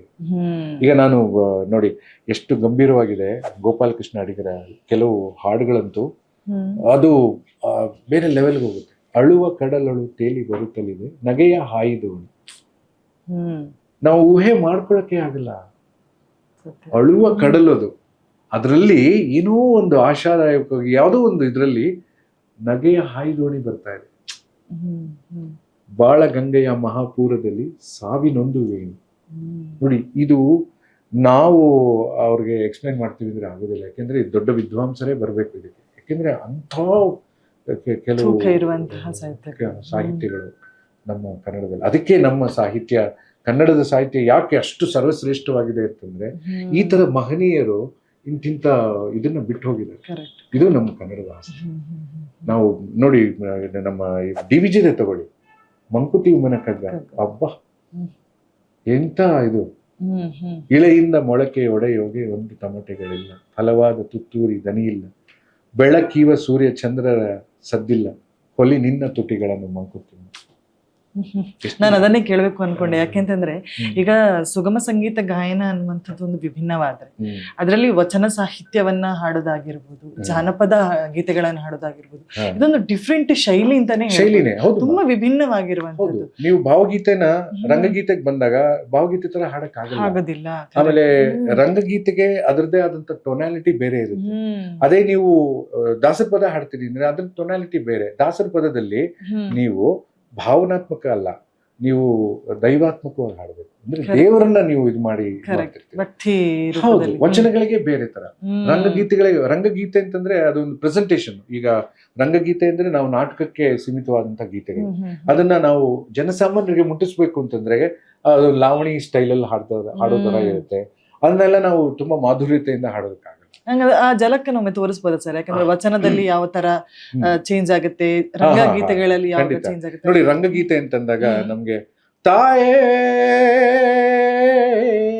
ಮುಂಗೋಳಿ ಕೂಗ್ಯಾವೋ ಮೂಡಣ ಬೆಳಗಿ, ತಂಗಾಳಿ ಬೀಸ್ಯಾವೋ ತವರಿ ಹೂವರಳಿ, ಹೂವಿನೊಳಗೊಂದು ಕೈಲಾಸ ವರಳಿ, ಕೈಲಾಸ ಕೈ ಮುಗಿದು ಭೂಲೋಕಕ್ಕಿಳಿದಾವೋ, ಸಾವಿರದ ಶರಣವ್ವ ಕರಿಮಾಯಿ ತಾಯೇ. ಇದೆಲ್ಲ ಡ್ರಾಮ್ಯಾಟಿಕ್ ಕ್ವಶನ್ಸ್ ಎಲ್ಲ. ಇದನ್ನ ಒಬ್ರೇ ಹಾಡಲ್ಲ, ರಂಗಗೀತೆಗಳಲ್ಲಿ ತಾಳಮೇಳಗಳ ಜೊತೆ ಎಲ್ಲ ಹಾಡ್ತಾ ಇರ್ತೀವಿ. ಸೊ ಅದು ಜನಗಳಿಗೆ ಮುಟ್ಟುತ್ತೆ. ಇದು ಒಂದು ಪ್ರಾಕಾರ. ಅದೇ ಈಗ ನೀವು ವಚನಗಳು ತಗೊಳ್ಳಿ, ಅದ್ರಲ್ಲಿ ಮಾಧುರ್ಯತೆ ಇದೆ, ಜೊತೆಗೆ ಅದರಲ್ಲಿ ತತ್ವಗಳಿದೆ. ಈಗ ಭಕ್ತಿಯೆಂಬ ಪೃಥ್ವಿಯ ಮೇಲೆ ಗುರುವೆಂಬ ಬೀಜ ಅಂಕುರಿಸಿ, ಲಿಂಗವೆಂಬ ಎಲೆಯಾಯಿತು.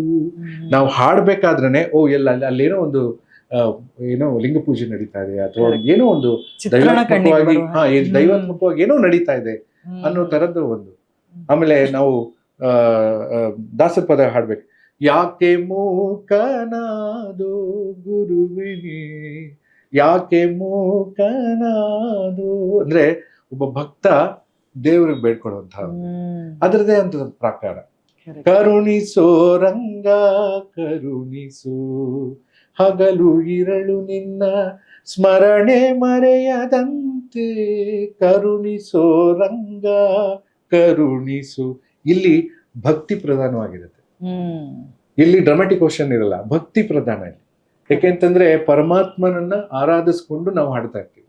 ಸೊ ಪರಮಾತ್ಮ ಭಕ್ತ ಇಬ್ರೇ ಅಲ್ಲಿ, ಬೇರೆ ಏನೂ ಇರೋದಲ್ಲ. ಅದು ಭಕ್ತಿ ಪ್ರಧಾನ. ವಚನಗಳು ಅಂತ ಬಂದಾಗ ಅದ್ರದ್ದೇ ಆದಂತ ಒಂದು ಶೈಲಿ.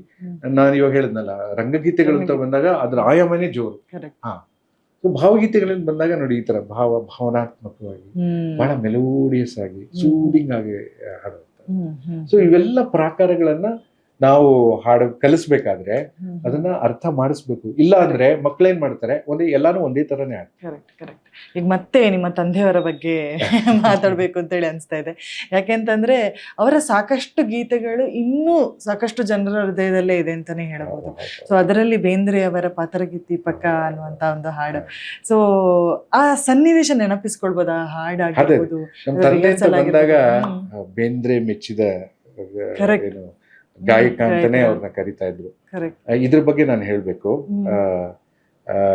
ಏನು ಅಂತಂದ್ರೆ ಬೇಂದ್ರೆ ಅವ್ರಿಗೆ ಒಂದು 70-75 ವರ್ಷ ಆಗಿರುತ್ತೆ. ಒಂದು ಮುಂಜಾನೆ ಒಂದು 8 ಗಂಟೆಯಲ್ಲಿ ಆಕಾಶವಾಣಿನಲ್ಲಿ ನಮ್ಮ ತಂದೆ ಹಾಡ್ತಾರೆ. ಭೃಂಗದ ಬೆನ್ನೀರಿ ಬಂತು ಕಲ್ಪನಾ ವಿಲಾಸ ಅಂತ ಇವ್ರದೇ ಒಂದು ಟ್ಯೂನಲ್ಲಿ ಹಾಡ್ತಾರೆ.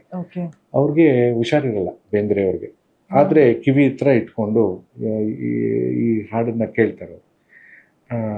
ಮಗನ್ಗೆ ಹೇಳ್ತಾರೆ, ಇದು ಯಾರು ಹಾಡಿದ್ದು, ಅವ್ರನ್ನ ಕರೆಸ್ರಿ. ನಮ್ಮ ತಂದೆ ಅವಾಗ KPC ನಲ್ಲಿ ವರ್ಕ್ ಮಾಡ್ತಾ ಇದ್ರು. ಸೊ ಅವರು ಹೇಗೋ ಮಾಡಿಕೊಂಡು ವಾಮನ್ ಬೇಂದ್ರೆ ನಮ್ಮ ತಂದೆಗೆ ಫೋನ್ ಮಾಡಿ, ಈ ಥರ ಅಪ್ಪಾಜಿಯವರು ಹಾಸಿಗೆ ಹಿಡಿದಿದ್ದಾರೆ, ಬೇಂದ್ರೆ ಅವರು ಹಾಸಿಗೆ ಹಿಡಿದಿದ್ದಾರೆ, ಅವರು ನಿಮ್ಮ ಹಾಡನ್ನ ಕೇಳಿ ಬಹಳ ಸಂತೋಷ ಆಗಿದೆ, ಅವ್ರನ್ನ ಮೀಟ್ ಮಾಡ್ಬೇಕು ಅಂತ. ನಮ್ಮ ತಂದೆ ಭಯ. ಅಲ್ಲಿ ತನಕ ಬೇಂದ್ರೆ ಅವರ ಹಾಡುಗಳನ್ನ ಹಾಡ್ತಾ ಇದ್ರು ಅಷ್ಟೇ.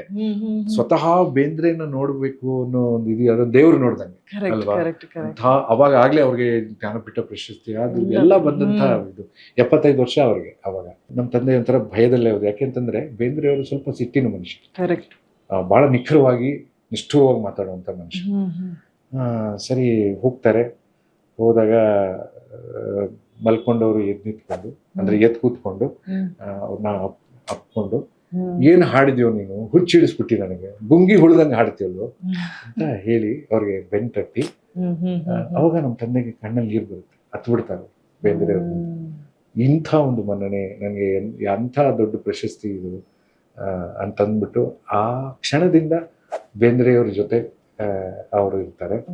ಅವರ ಕೊನೆ ಕಾಲದಲ್ಲೂ ಕೂಡ ಅವ್ರನ್ನ ಸೇವೆ ಮಾಡ್ತಾರೆ. ಕಾಲು ಹೊತ್ತೋದ್ರಿಂದ ಹಿಡಿದು, ಅವ್ರು ಊಟ ಮಾಡೋದ್ರಿಂದ ಹಿಡಿದು, ಅವ್ರ ಜೊತೆ ಊಟ ಮಾಡೋದ್ರಿಂದ. ಆಮೇಲೆ ಕೆಲವೊಂದು ಹಾಡುಗಳನ್ನ ಹೀಗೆ ಹಾಡಬೇಕು, ಇದೇ ಶೈಲಿಲಿ ಹಾಡು ಅಂತ ಹೇಳಿಸಿ ಸಲಹೆಗಳನ್ನ ಕೊಟ್ಟು ಮಾಡಿ, ಕೆಲವೊಂದು ಹಾಡುಗಳನ್ನ ಅವರು ಬರೆದು ಅದನ್ನ ನೋಡಿ ಇದಕ್ಕೆ ಟ್ಯೂನ್ ಮಾಡು, ಇದನ್ನ ಹಿಂಗ್ ಹಾಡ್ಬೇಕು, ಹೀಗೆ ಹಾಗೆ ಅಂತ ಇದು ಮಾಡಿ ಎಷ್ಟೊಂದು ಹಾಡುಗಳನ್ನ ಅವರೇ ಹಾಡಿ, ಅಂದ್ರೆ ಸುಮ್ಮನೆ ಹಾಡೋರಂತೆ, ನೋಡಿ ಈ ಶೈಲಿಲಿ ಬರ್ಬೇಕು, ನನಗೆ ಈ ತರ ಹಿಂಗಿರ್ಬೇಕು ಅಂತ. ಯಾಕೆಂತಂದ್ರೆ ನಮ್ ತಂದೆದು ಒಂದು ದೇಸಿ ವಾಯ್ಸ್, ಅದು ಅವ್ರಿಗೆ ಬಹಳ ಇಷ್ಟ ಆಗ್ತಾ ಇತ್ತು. ದೇಸಿ ವಾಯ್ಸ್ ಅವ್ರಿಗೆ ಅಂದ್ರೆ ನಮ್ಮ ದೇಸಿತನ, ಯಾಕೆಂದ್ರೆ ಧಾರವಾಡದ ದೇಸಿ ಒಂದು ಸ್ಟೈಲ್ ಇದೆಯಲ್ಲ, ಆ ಶೈಲಿನಲ್ಲಿ ಅವರು ಆ ಗೀತೆಗಳನ್ನ ಕೇಳಬೇಕು ಅನ್ನೋದಿತ್ತು ಅವ್ರಿಗೆ. ಹಾಗಾಗಿ ನಮ್ಮ ತಂದೆನ ಕಂಡ್ರೆ ಬಹಳ ಇಷ್ಟ ಅವ್ರಿಗೆ, ಬಹಳ ಇಷ್ಟ. ಯಾವಾಗ್ಲೂ ಯಶವಂತ ಬಾರು ಅನ್ನೋರು. ನಮ್ಮ ತಂದೆ ಅವಾಗ ಗೌರ್ಮೆಂಟ್ ಎಂಪ್ಲಾಯ್ ಅಲ್ಲ, ಸ್ಯಾಟರ್ಡೆ ಸಂಡೇ ಬರೋದೇ ಕಾಯೋರು. ಅವಾಗ ಓಡೋಗಿ ಅವ್ರ ಜೊತೆನೇ ಇದ್ದು ಅವರ ಇದು ಮಾಡೋದು. ಸೊ ಹಾಗಾಗಿ ಮಾತುಕತೆಗಳು ಯಾವ ತರ ಇರ್ತಿತ್ತಂದ್ರೆ ಏನ್ ಡಿಸ್ಕಷನ್ ಮಾಡಿ, ಅದೇ ಇವರು ಹೋದಾಗ ಅವರು ಬೆಲ್ಲ ತಿನ್ನೋರು, ಯಾವಾಗ್ಲೂ ಬೆಲ್ಲ ಕೊಡೋರಂತೆ. ಬೆಲ್ಲ ಕೊಟ್ಟು ಕುತ್ಕೊಂಡು ಒಂದ್ 4-5 ಹಾಡು ಅಂತ ಅವ್ರು ಒಂದು 8-10 ಸಾಂಗ್ ಹಾಡ್ಸೋರು. ಇವ್ರು ಹಾಡೋರು ಹಾಡಾದ್ಮೇಲೆ ಊಟ ಮಾಡ್ಸೋದು, ಲೈನ್ ಆಗಿ ಕೂತ್ಕೊಂಡು ಅವ್ರ ಪಕ್ಕ ಕೂತ್ಕೊಂಡು ಊಟ ಮಾಡೋದು. ಆಮೇಲೆ ಅವ್ರನ್ನ ನೋಡೋದಕ್ಕೆ ತುಂಬಾ ಜನ ಬರೋರಲ್ಲ, ಅವ್ರಿಗೆ ಈ ಹೊಸ ಹುಡುಗ ಬಹಳ ಚಂದ ಹಾಡ್ತಾನವ, ನೋಡ್ರಿ ಕೇಳ್ರಿ, ನನ್ನ ಹಾಡು ಕೇಳ್ರಿ ಅಂತ ಮತ್ತೆ ಹಾಡ್ಸೋದು. ಹೀಗೆ ಅವ್ರಿಗೆ ಅವ್ರ ಕಂಡ್ರೆ ಒಂಥರ ಮಗನ ರೀತಿ ಅವರು ಪ್ರೀತಿ ಮಾಡ್ತಾರೆ. ನಮ್ಮ ತಂದೆನೂ ಅಷ್ಟೇ ವಿಧೇಯಾಗಿ ಅವ್ರ ಜೊತೆ ಅವ್ರ ಸೇವೆ ಮಾಡೋದು, ಅವ್ರನ್ನ ಕರ್ಕೊಂಡು ಹೋಗೋದು, ಆಮೇಲೆ ಅವ್ರಿಗೆ ಕಾಲು ಹೊತ್ತೋದು, ಅವ್ರ ಮಾತೆ ತಂದು ಕೊಡೋದು, ಈ ಥರದ್ದೆಲ್ಲ ಸೇವೆ ಮಾಡೋದು ಕೊನೇ ದಿನಗಳವರೆಗೆ. ನಿಮ್ಮ ತಂದೆಯವರಿಗೆ ಆಗ ವಯಸ್ಸು ಎಷ್ಟಾಗಿರ್ಬೋದು? ಅವಾಗ ಬಹುಶಃ ಎಷ್ಟು ಒಂದು 35-40 ಅಷ್ಟೇ ಇರುತ್ತೆ. ಹಾಗಾದ್ರೆ ನೀವು ಹೋಗಿದ್ರ ನೋಡ್ಲಿಕ್ಕೆ ಬೇಂದ್ರವರನ್ನ? ಇಲ್ಲ, ನಾನು ಎಷ್ಟು 2ನೇ ಕ್ಲಾಸ್ ಏನೋ ಇರ್ಬೇಕಾದ್ರೆ ಅವರು. ಸೊ ಹಾಗೆ ಈ ತರ ಎಲ್ಲ ಬಹಳಷ್ಟು ಇದೆ. ಆಮೇಲೆ ಬೇಂದ್ರೆ ಅವ್ರು ಬರ್ಕೊಟ್ಟಿರುವಂತ ಬರವಣಿಗೆ ನಮ್ಮ ತಂದೆ ಹೆಸರಲ್ಲಿ ಬರ್ಕೊಟ್ಟಿದ್ದಾರೆ, ಅದನ್ನು ಇನ್ನೂ ಇಟ್ಕೊಂಡಿದ್ದಾರೆ ನಮ್ಮ ತಂದೆ. ಆಮೇಲೆ ಸಾಕಷ್ಟು ವಿಚಾರಗಳನ್ನ ಅವ್ರು ಮಾತಾಡೋರಂತೆ, ಅಂಕಿಅಂಶಗಳ ಬಗ್ಗೆ ಎಲ್ಲ ನಮ್ಮ ತಂದೆಗೆ ಮಾತಾಡ್ತಾ ಇದ್ರು. ಯಾಕೆಂದ್ರೆ ಅವರು ಸ್ವತಃ ಮಾತುಗಾರರು. ಬೇಂದ್ರೆ ಸ್ವತಃ ಅದ್ಭುತವಾದ ಮಾತುಗಾರರು. ಅವರು ಯಾವುದೊಂದು ಟಾಪಿಕ್ ಎತ್ಕೊಂಡು ಯಾವಾಗ್ಲೂ ಧ್ಯಾನಮಗ್ನರಾಗಿದ್ದಾಗ ಏನೋ ಒಂದು ಟಾಪಿಕ್ ಮಾತಾಡೋರಂತೆ. ಅವಾಗ ನಮ್ಮ ತಂದೆ ಸುಮ್ಮನೆ ಓಕೆ ಅವ್ರು ಏನ್ ಮಾತಾಡ್ತಾರೋ ಕೇಳೋಣ. ಅವಾಗೆಲ್ಲ ಈ ತರ ರೆಕಾರ್ಡ್ ಮಾಡ್ಕೊಳ್ಳುವಂತ ಇದು ಏನು ಇರ್ಲಿಲ್ವಲ್ಲ. ನಮ್ಮ ತಂದೆಗೆ ಆಮೇಲೆ ನಮ್ಮ ತಂದೆಗೆ ಹೇಳೋರಂತೆ, ನನ್ನ ಗೀತೆನ ನೀನು ಕ್ಯಾಸೆಟ್ ಮಾಡ್ಬೇಕು ಅಂತ. ಅವಾಗ ನಮ್ಮ ತಂದೆಗೆ ಅಷ್ಟು ದುಡ್ಡು ಇರ್ಲಿಲ್ಲ ಅವಾಗೆಲ್ಲ. ಯಾಕಂದ್ರೆ ಅವಾಗೆಲ್ಲ ರೆಕಾರ್ಡಿಂಗ್ ಮಾಡ್ಬೇಕು ಅಂದ್ರೆ ನಾವು ಚೆನ್ನೈಗೆ ಹೋಗ್ಬೇಕು, ಇಲ್ಲ ಬೆಂಗಳೂರಲ್ಲಿ ಯಾವ್ದೊಂದು ಡೆಕ್ಕನ್ ಸ್ಟುಡಿಯೋ ಅಂತಿತ್ತು, ಅದು ಯಾವಾಗ್ಲೂ ಬಿಸಿ. ಯಾಕಂದ್ರೆ ಇರೋದೇ ಒಂದು ಸ್ಟುಡಿಯೋ, 10 ಜನ ಬುಕ್ ಮಾಡೋರು, ತುಂಬಾ ಕಾಸ್ಟ್ಲಿ. ಹಾಗಾಗಿ ನಮ್ಮ ತಂದೆ ಹೇಳೋರಂತೆ, ಆಯ್ತು ಅಜ್ಜ ನಾನು ಮಾಡ್ತೀನಿ ಹೇಗಾರು ಮಾಡಿ. ಕೊನೆಗೋದು ಆಗ್ಲಿಲ್ಲ. ಆಮೇಲೆ ಅವ್ರು ಆದ್ಮೇಲೆ ಒಂದು 10-15 ವರ್ಷ ಆದ್ಮೇಲೆ ಪಾತ್ರಗೀತಿ ಪಕ್ಕ ಅಂತ ಒಂದು CD ಮಾಡಿದ್ರು. ಆಮೇಲೆ ಇನ್ನೊಂದು 8 CD ಆಮೇಲೆ ಮಾಡಿದ್ರು. ಬಟ್ ಅವ್ರು ಇದ್ದಾಗ ಅವರ ಆಸೆ ಇತ್ತಂತೆ, ಅದು ಆಗ್ಲಿಲ್ಲ. ಅದೊಂದು ಕೊರಗಿದೆ ನಮ್ಮ ತಂದೆಗೆ. ಆಮೇಲೆ ಅವರು ಕೊನೆಯ ದಿನಗಳಲ್ಲಿ ತುಂಬಾ ಹುಷಾರು ಹದಗೆಟ್ಟಾಗ, ಅಂದ್ರೆ ಅವರ ಇದು ಹದಗೆಟ್ಟಾಗ ಅವ್ರನ್ನ ಬಾಂಬೆ ಕರ್ಕೊಂಡು ಹೋಗ್ತಾರೆ. ಅವಾಗ ಯಶವಂತ ಬಾ ನಿಂಗೆ ನೋಡ್ಬೇಕು ಅಂತ ಅಂದ್ಬಿಟ್ಟು, ಅದು ಕೊನೆಯ ಇದು, ನಾನು ಇದಕ್ಕೆ ಹೋಗಿ ಬರ್ತೀನಿಪ್ಪ, ಬಾಂಬೆಗೆ ಹೋಗಿ ಬರ್ತೀನಿ, ನಿನ್ನ ಆರೋಗ್ಯ ನೋಡ್ಕೋ, ನೀನೆಲ್ಲ ಹಾಡುಗಳನ್ನ ಹಾಡು, ಇದು ಮಾಡು ಅಂತ. ಅವಾಗ ನಮ್ಮ ತಂದೆ ಹೋಗಿ ಅವ್ರನ್ನ ಬೀಳ್ಕೊಟ್ಟು ಬರ್ತಾರೆ. ನಮ್ಮ ತಂದೆಗೆ ಬರ್ತಾರೆ, ನಮ್ಮ ಬೇಂದ್ರೆ ಬರ್ತಾರೆ ಅನ್ನೋ ಒಂದು ಇದು ಇರುತ್ತೆ, ಬಟ್ ಅವ್ರಿಗೆ ಬರಲ್ಲ. ಅದಾದ್ಮೇಲೆ ಅವ್ರಿಗೊಂದು ಪ್ರೇರೇಪಣೆ ಆಗುತ್ತೆ. ಆ ಪ್ರೇರೇಪಣೆಯಿಂದ ಬೇಂದ್ರೆ ಕಾವ್ಯವಾಣಿ ಅಂತ ಮಾಡ್ತಾರೆ ನಮ್ಮ ತಂದೆ. ಅದು ಬೇಂದ್ರೆ ವಿರಚಿತವಾದಂಥ ಗೀತೆಗಳನ್ನ ಅವರು ನಾಡಿನುದ್ದಕ್ಕೆ ಎಲ್ಲಾ ಕಡೆ ಬೇಂದ್ರೆ ಕಾವ್ಯವಾಣಿಯನ್ನ ಮಾಡ್ತಾರೆ. ದಾವಣಗೆರೆ, ಬೀದರು, ಗುಲ್ಬರ್ಗ, ಮೈಸೂರು, ಹೀಗೆ ಎಲ್ಲೆಲ್ಲಿ ದೊಡ್ಡ ದೊಡ್ಡ ಸಿಟಿಗಳಿದೆಯೋ ಅಲ್ಲೆಲ್ಲ ಬೇಂದ್ರೆ ಕಾವ್ಯವಾಣಿ ಮಾಡ್ತಾರೆ. ಬೇಂದ್ರೆ ಬದುಕು ಬರಹ, ಬೇಂದ್ರೆ ಅವರ ಗೀತೆಗಳನ್ನ ಹಾಡೋದು, ಇವರೇ ಸಂಯೋಜನೆ ಮಾಡಿರುವಂತ ಗೀತೆಗಳನ್ನ ಹಾಡೋದು, ಅದ್ರಲ್ಲಿ ಕಂಪ್ಲೀಟ್. ಹಾಗಾಗಿ ಅಲ್ಲಿ ಸಂಭಾಷಣೆ, ಆ ಗೀತೆಯ ತಾತ್ಪರ್ಯವನ್ನ ಹೇಳೋದು, ಆಮೇಲೆ ಅವರು ಹೇಳಿದಂತ ಮಾತುಗಳನ್ನು ಇವ್ರ ಮೆಲ್ಕ್ ಹಾಕಿ ಮಾತಾಡೋದು, ಆಮೇಲೆ ಹಾಡೋದು. ಹೀಗೆ ಬೇಂದ್ರೆ ಕಾವ್ಯವಾಣಿ ಅಂತ 17 ವರ್ಷ ನಮ್ಮ ತಂದೆ ಇರೋ ತನಕ ಬೇಂದ್ರೆ ಕಾವ್ಯವಾಣಿ ಅಂತ ಮಾಡಿ ಆ ಮಹನೀಯರಿಗೆ, ಮಹಾನ್ ಪುರುಷರಿಗೆ ಅವರು ಬೇಂದ್ರೆ ಅಂತಂದ್ರೆ ಬಹಳ ಭಾವುಕರಾಗ್ಬಿಡೋರು ನಮ್ಮ ತಂದೆ. ನಮ್ಮ ಮನೆ ತುಂಬಾ ಬೇಂದ್ರೆ ಫೋಟೋಗಳು. ಯಾಕೆಂದ್ರೆ ನಮ್ಮ ತಂದೆ ಡ್ರಾಫ್ಟ್ ಮೆನ್. ಇವಾಗ ನೀವು ಹೆಂಗಿದ್ದೀರೋ ಹಂಗೆ ನಿಮ್ಮನ್ನ ನೋಡ್ತಾ ಹಂಗೆ ಬರೆಯೋರು. ಆ ತರ ನಮ್ಮ ತಂದೆ ಎಷ್ಟೊಂದು, ಅವರು ನಮ್ಮ ತಂದೆ ಕಾಲ್ವಾದಾಗ ಒಂದು ದೊಡ್ಡ ಫೈಲ್ ಇತ್ತು. ಆ ಫೈಲ್ ತೆಗೆದ್ರೆ ಬರೀ ಬೇಂದ್ರೆ ಅವರ ಬೇರೆ ಭಾವಗಳು, ಹಿಂಗೆ ಹಿಡ್ಕೊಂಡಿರೋದು, ಹಿಂಗೆ ಮಾತಾಡ್ತಾ ಇರೋದು ಇದೆಯಾ ಸರ್? ಅದು ಬೇಂದ್ರೆ ಕಾವ್ಯವಾಣಿ ಅಂತ ನಮ್ಮ ತಂದೆ ಮಾಡೋ. ಆಮೇಲೆ ಅವರೇ ಕೈಯಲ್ಲಿ ಬರೆಯೋರು, ಸಂಭಾಷಣೆ ಎಲ್ಲ ಅವರೇ ಬರೆದು ಅವರು ಓದಕ್ಕೆ ಪುಸ್ತಕ ರೂಪದಲ್ಲಿ ಬಂದಿದೆ. ಇವಾಗ ಅದು ಮಾಡ್ಬೇಕು ಅಂತ ಇಟ್ಕೊಂಡಿದೀನಿ, ಅದನ್ನ ಮಾಡ್ಬೇಕು. ಸೊ ಅದನ್ನ ಎಲ್ಲ ಇವರೇ ಬರೆದು ನಿರೂಪಕರು ಕೊಡೋರು.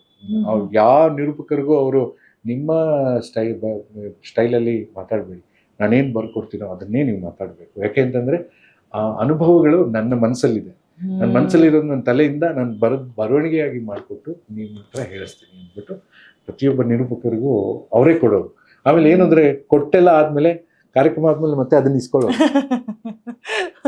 ನಮ್ಮ ತಂದೆ ಅದು ಬಹಳ, ಅದಕ್ಕೆ ಡಿಸಿಪ್ಲಿನ್ ಅನ್ನು ಯಾರು ನಂಬ್ತಾ ಇರ್ಲಿಲ್ಲ. ಈಗ ಅವ್ರು ನೆಕ್ಸ್ಟ್ ಕಾರ್ಯಕ್ರಮಕ್ಕೆ ಅವ್ರು ನಿರೂಪಕರಾಗ್ತಿದ್ರು, ಹಾಗಿದ್ರು ಕೂಡ ಪರವಾಗಿಲ್ಲ ಕೊಡಮ್ಮ, ನೆಕ್ಸ್ಟ್ ಕೊಡ್ತೀನಿ ಅಂದ್ರೆ ಅವ್ರಿಗದೊಂದು ಆಸ್ತಿ ತರ. ಯಾಕಂದ್ರೆ ಅವರು ಪುಟ್ ಇನ್ ಹಿಸ್ ಕಂಪ್ಲೀಟ್ ಎಫರ್ಟ್ ಅಲ್ಲ. ಸೊ ಅವ್ರಿಗೆ ಅದು ಎಲ್ಲೂ ಇದಾಗಬಾರ್ದು, ಯಾರೋ ನಂಬ್ತಾರೆ, ಅಕಸ್ಮಾತ್ ಮರ್ತ್ ಬಂದ್ಬಿಟ್ರೆ ಅನ್ನೋ ಒಂದು ಇರೋದು ಅವ್ರಿಗೆ. ಹಾಗಾಗಿ ಇನ್ಸ್ಟ್ರೂಮೆಂಟ್ನವ್ರಿಗೂ ಅಷ್ಟೇ ಎಲ್ಲ ಸ್ವರಬದ್ಧ ಇದು ಮಾಡಿ ನೊಟೇಶನ್ ಎಲ್ಲ ಕೊಡೋರಲ್ಲ, ಕೊಟ್ಟು ಪ್ರೋಗ್ರಾಮ್ ಮುಂಚೆ ಕೊಡೋರು, ಪ್ರೋಗ್ರಾಮ್ ಆದ ತಕ್ಷಣ ಕೊಡಿ ಅಂತ ಆ ತರ ಮಾಡೋದು. ಅಂದ್ರೆ ಅಷ್ಟು ಡಿಸಿಪ್ಲಿನ್ಡ್ ವ್ಯಕ್ತಿ. ಆಮೇಲೆ ನಮ್ಮ ತಂದೆನೂ ಅಷ್ಟೇ, ಅವರ ಅಕ್ಷರಗಳು ಬಹಳ ಚೆನ್ನಾಗಿ ಬರೆಯೋರು ಕನ್ನಡ. ಆಮೇಲೆ ಡುಯೆಟ್ಸ್ ಏನಾರಿದ್ರೆ ಗಂಡು ಧ್ವನಿಗೆ ಹಸಿರು, ಹೆಣ್ಣು ಧ್ವನಿಗೆ ಕೆಂಪು ಅದನ್ನ ಅವರೇ ಬರೆಯೋದು, ಓಕೆ. ಸಿಂಗರ್ಸ್ ಹತ್ರ ಬರ್ಸ್ತಾ ಇರ್ಲಿಲ್ಲ. ಇವರೇ ಬರೆದು 2 ಕಾಪಿ ಮಾಡಿ, 1 ಕಾಪಿ ಇವ್ರು ಇಟ್ಕೊಂಡು 1 ಕಾಪಿ ಅವ್ರಿಗೆ ಕೊಡೋದು. ಆಮೇಲೆ ಹಾಡಾದ್ಮೇಲೆ ಯಾಕೆ ಕೊಡು ಅಂತ ಈ ತರ ಎಲ್ಲ ಮಾಡೋದು. ಅದು ಎಲ್ರಿಗೂ ಇಷ್ಟ ಆಗ್ತಾ ಇತ್ತು. ಅಂದ್ರೆ ಅವ್ರದೇ ಆದಂತ ಒಂದು ಕೊನೆ ತನಕನೂ ಅವ್ರದೇ ಆದಂತ ಒಂದು ಸಿದ್ಧಾಂತದಲ್ಲಿ ಅವರು ಇದು ಮಾಡೋದು. ಅಂದ್ರೆ ಈಗ ತಂದೆಯ ಗಾಯನ ಶೈಲಿ ನಿಮಗ್ ಬಂದಿದೆ, ತಂದೆ ಇಂಥದ್ದೊಂದು ಗುಣ ನನಗ್ ಬರ್ಬೇಕಿತ್ತು ಅಂತ ಅನ್ಸುವಂತದ್ದು ಯಾವ್ದಿದೆ ಸರ್? ಸಾಕಷ್ಟು ಇರುತ್ತೆ. ಅಂದ್ರೆ ಅದೇ ಹೇಳಿದ್ನಲ್ಲ,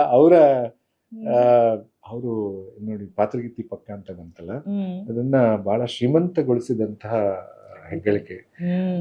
ಬಹಳಷ್ಟು ಟ್ಯೂನ್ಗಳನ್ನ ಬಹಳ ಅದ್ಭುತವಾಗಿ ಟ್ಯೂನ್ ಮಾಡಿದ್ದಾರೆ. ಕೆಲವೊಂದ್ಸರಿ ನಾನು ಹಾಡ್ಬೇಕಾದ್ರೆ ಅನ್ಸುತ್ತೆ, ನಾನು ಈ ಥರದ್ದೊಂದು ಟ್ಯೂನ್ ಮಾಡ್ಬೇಕಲ್ಲ ಅನ್ನುವಂಥ ಬಹಳಷ್ಟು ಒಳ್ಳೆಯ ಟ್ಯೂನ್ಗಳನ್ನ ನಮ್ಮ ಕನ್ನಡ ಸುಗಮ ಸಂಗೀತ ಲೋಕಕ್ಕೆ ಕೊಟ್ಟಿದ್ದಾರೆ. ಪಾತ್ರಗೀತಿ ಪಕ್ಕ ಅಂತೂ ಅವ್ರಿಗೆ ಜನಮನ್ನಣೆಯನ್ನು ಕೊಟ್ಟಂತ ಇದೆ. ಅದಕ್ಕೆ ಅದೊಂದು ಹೊಸ ಇದೆ ಎರಾ ಶುರು ಆಗೋದು. ಅವಾಗ ದೂರದರ್ಶನ್ ವಿಶ್ವೇಶ್ವರ ಟವರ್ಸ್ ಅಂತ ಈ ವಿಧಾನಸೌಧ ಎದುರುಗಡೆ ಟವರ್ ಇದೆಯಲ್ಲ, ಅಲ್ಲಿತ್ತು. ಅಲ್ಲಿ ದೂರದರ್ಶನ್ ಬಂದ ಹೊಸದು ಅದು. ಅವಾಗ ಈ ಹೂವು ಹೊರಳುವ ಸೂರ್ಯನ ಕಡೆಗೆ ಅಂತ ಒಂದು ಹಾಡು ಗೀತಚಿತ್ರ ಬರ್ತಾ ಇತ್ತು. ಅದೇ ಟೈಮಲ್ಲಿ ಅಶ್ವತ್ತು, ನಮ್ಮ ತಂದೆ ಅನಂತ ಸ್ವಾಮಿ ಇವರೆಲ್ಲ ಒಂದೊಂದೊಂದೊಂದು ಹಾಡ್ತಾರೆ.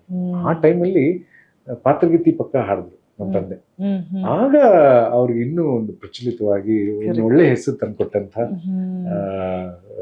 ಗೀತೆ ಪಾತ್ರಗೀತಿ. ನಮ್ಮ ತಂದೆ ಮನೆ ಕಟ್ಟಿಸಿದಾಗ ನಮ್ಮ ತಂದೆ ಮನೆಗೆ ಹೆಸರಿಟ್ಟಿದ್ದೆ ಪಾತ್ರಗೀತಿ. ಸೊ ಹಾಗಾಗಿ ದೊಡ್ಡದೊಂದು ಗೇಟ್ ಮಾಡಿಸಿ, ಆ ಗೇಟ್ಗೆ ಇವತ್ತಿಗೂ ಪಾತ್ರಗೀತಿದು ಇದು ಇದೆ, ಚಿಟ್ಟೆದು ಇದೆ. ಸೊ ಎಲ್ಲ ಬಂದವರೆಲ್ಲ ನೋಡ್ಕೊಂಡು ಹೋಗ್ತಾರೆ. ಈಗ ನನಗೆ ಕ್ಯೂರಿಯಾಸಿಟಿ ಏನಂತಂದ್ರೆ, ಈಗ ತಂದೆ ಅದೆಷ್ಟೋ ಹಾಡುಗಳಿಗೆ ಧ್ವನಿಯಾಗಿದ್ದಾರೆ, ಸಾಕಷ್ಟು ಸಾಹಿತ್ಯಗಳಿಗೆ ಧ್ವನಿಯಾಗಿದ್ದಾರೆ. ಸೊ ಅದೇ ರೀತಿಯಾಗಿ ಅನುಕರಣೆ ಅಂತಾನೂ ಹೇಳ್ಬೋದಾ? ಯಾಕಂದ್ರೆ ತಂದೆಯನ್ನು ಅನುಕರಣೆ ಮಾಡಿದ್ರೆ ಖಂಡಿತವಾಗ್ಲೂ ತಪ್ಪಿಲ್ಲ. ಸೊ ಪ್ರಯತ್ನ ಮಾಡಿದ್ದೀರಾ ಸರ್, ಅಥವಾ ನಿಮಗೆ ಪಾತ್ರಗೀತಿ ಪಕ್ಕ ಇದೇ ತರ ಹಾಡ್ಬೇಕು ಅಂತ ನಿಮಗೆ ಹೇಳಿ? ನಾನು ಎಷ್ಟೋ ವೇದಿಕೆಗಳಲ್ಲಿ ನಮ್ಮ ತಂದೆ ತರ ಹಾಡೋದಕ್ಕೆ ಪ್ರಯತ್ನ ಮಾಡ್ತೀನಿ. ಆದ್ರೆ ನನ್ಗೆ ನನ್ನ ಮನ್ಸಿಗೆ ಅನ್ಸೋದೇನು ಅಂದ್ರೆ, ನಮ್ಮ ತಂದೆ ತರ ಹಾಡಕ್ ಆಗಲ್ಲ. ಅವ್ರ ಬಾಡಿ ಲ್ಯಾಂಗ್ವೇಜು, ಅವರು ನಿಂತ್ಕೊಂಡು ಹಾಡ್ತಾ ಇದ್ದಿದ್ದ ಹಾವ ಭಾವ ಅದು ಬೇರೆನೆ. ಅವ್ರ ಲೆಗೆಸಿನೇ ಬೇರೆ. ಅದು ಅದೊಂಥರ ಏನಂತಾರೆ, ಅವರು ಹುಟ್ಟು ಹಾಕದಂತ ಒಂದು ಸ್ವಂತಿಕೆ. ಅದನ್ನ ನಾವು ಎಷ್ಟೇ ಮಾಡಿದ್ರು ಅದು ಅನುಕರಣೆ ಆಗುತ್ತೆ. ಹಾಗಾಗಿ ಇವತ್ತಿಗೂ ಪ್ರಯತ್ನ ಮಾಡ್ತೀನಿ. ಆದ್ರೆ ಎಲ್ರು ಬಂದು ಹೇಳ್ತಾರೆ ತುಂಬಾ ಚೆನ್ನಾಗಿ ಹಾಡಿದ್ರೆ ಹಾಗೆ, ಬಟ್ ನನಗೆ ಅನ್ಸ್ತಾ ಇರುತ್ತೆ, ನನ್ನ ಮನ್ಸಲ್ಲಿ ಎಲ್ಲೋ ಒಂದ್ ಕಡೆ ಅನ್ಸುತ್ತೆ ನಮ್ಮ ತಂದೆ ತರ ನಮ್ಗೆ ಹಾಡಕ್ಕಾಗಲ್ಲ. ನಾವು ಎಷ್ಟೇ ಚೆನ್ನಾಗಿ ಹಾಡ್ಬೋದು, ಅದೇ ನಮ್ಮ ತಂದೆ ತರ ನಮ್ಗೆ ಹಾಡಕ್ಕಾಗಲ್ಲ. ಅವ್ರ ಶೈಲಿ, ಅವರ ಒಂದು ಹಾಡಿನ ಒಂದು ಇದು ಇದೆಯಲ್ಲ, ಭಾವ ಭಾವ, ಆಮೇಲೆ ಪ್ರೆಸೆಂಟೇಷನ್ ಅನ್ನೋದು ಇಂಪಾರ್ಟೆಂಟ್. ನಾನು ನಮ್ಮ ಮಕ್ಕಳಿಗೆ ಅದನ್ನೇ ಹೇಳ್ತಾ ಇರ್ತೀನಿ, ನೀವು ಪ್ರೆಸೆಂಟ್ ಮಾಡ್ತಿರಲ್ಲ ಅದೇ ಇಂಪಾರ್ಟೆಂಟ್. ನೀವು ಏನ್ ಕಲಿತಿರ್ತೀರಲ್ಲ ಅದನ್ನ ನೀವು ಎಲ್ಲೋ ಒಂದು ವೇದಿಕೆಯಲ್ಲಿ ಪ್ರೆಸೆಂಟ್ ಮಾಡ್ತಿರಲ್ಲ ಅದೇ ಇಂಪಾರ್ಟೆಂಟ್. ಯಾಕೆಂದ್ರೆ ಒಬ್ಬ ಜನಸಾಮಾನ್ಯನಿಗೆ ಮನಸ್ಸಲ್ಲಿ ನಿಲ್ಲೋದೇ ನಿಮ್ ಪ್ರೆಸೆಂಟೇಷನ್. ಸೊ ನಮ್ಮ ತಂದೆ ಅದ್ರಲ್ಲೆಲ್ಲ ತುಂಬಾ ಇದು, ಒಂದು ಕಡೆ ನಿಂತ್ಕೊಂಡು ಹಾಡ್ತಾ ಇರ್ಲಿಲ್ಲ, ಡಾನ್ಸ್ ಮಾಡ್ಕೊಂಡು ಹಾವ ಭಾವ ಮಾಡ್ಕೊಂಡು ಅದನ್ನ ವೈಭವೀಕರಿಸ್ಕೊಂಡು ಹಾಡ್ತಾ ಇದ್ರು. ಹಾಗಾಗಿ ಆತರ ಹಾಡ್ತಾ ಇದ್ದವರು ಬಹಳ ಕಡಿಮೆ. ನಮ್ಮ ಅಶ್ವಥ್ ಸರ್ ಹಾಡೋರು, ಆಮೇಲೆ ರಾಜು ಅನಂತ ಸ್ವಾಮಿ ಹಾಡೋರು, ನಮ್ಮ ತಂದೆ ಹಾಡೋರು, ಇನ್ನೆಲ್ಲ ಹಿಂಗ್ ನಿಂತ್ಕೊಂಡು ಹಿಂಗ್ ಹಾಡ್ತಾರ ಅಷ್ಟೇ.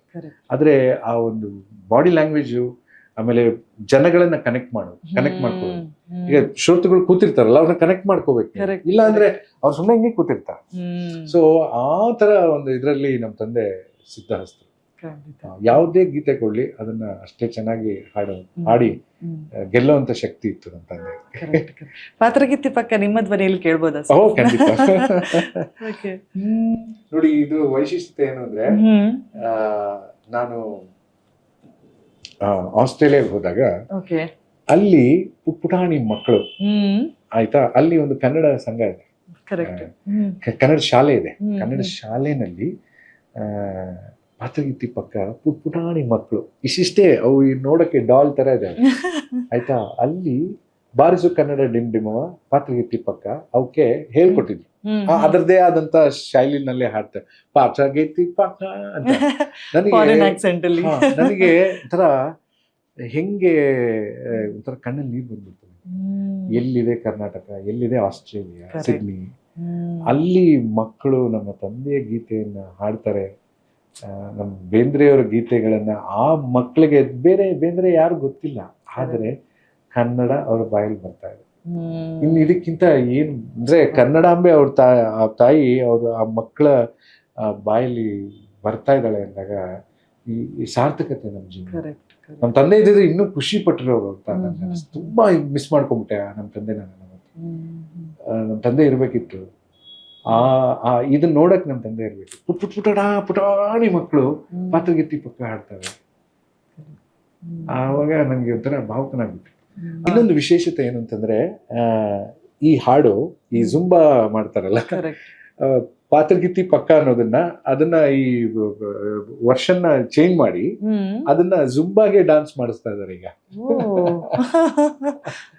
ಈ ಹಳೆ ಹಾಡುಗಳನ್ನೆಲ್ಲ ಹೊಸತನವಾಗಿ ಹಾಡಿ ಅದಕ್ಕೆ ಮಾಡ್ತಾರಲ್ಲ, ಅದೇ ತರ ಈ ಒಂದೆರಡು ಜಿಮ್ಗಳಲ್ಲಿ ಈ ಜುಂಬಾ ಇನ್ಸ್ಟ್ರಕ್ಟರ್ಗಳು ಈ ಹಾಡನ್ನ ಅದು ರಿದಮಿಕ್ ಆಗಿದೆ.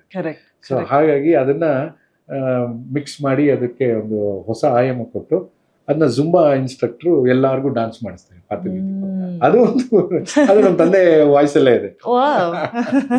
ಹೊಸತನಕ್ಕೂ ಟಚ್ ಆಗುವ ರೀತಿಯಲ್ಲೇ ನಂಗೆ ಅದು ಖುಷಿ ಇದೆ. ಸೊ ಆ ಹಾಡನ್ನ ಹಾಡ್ತೀನಿ.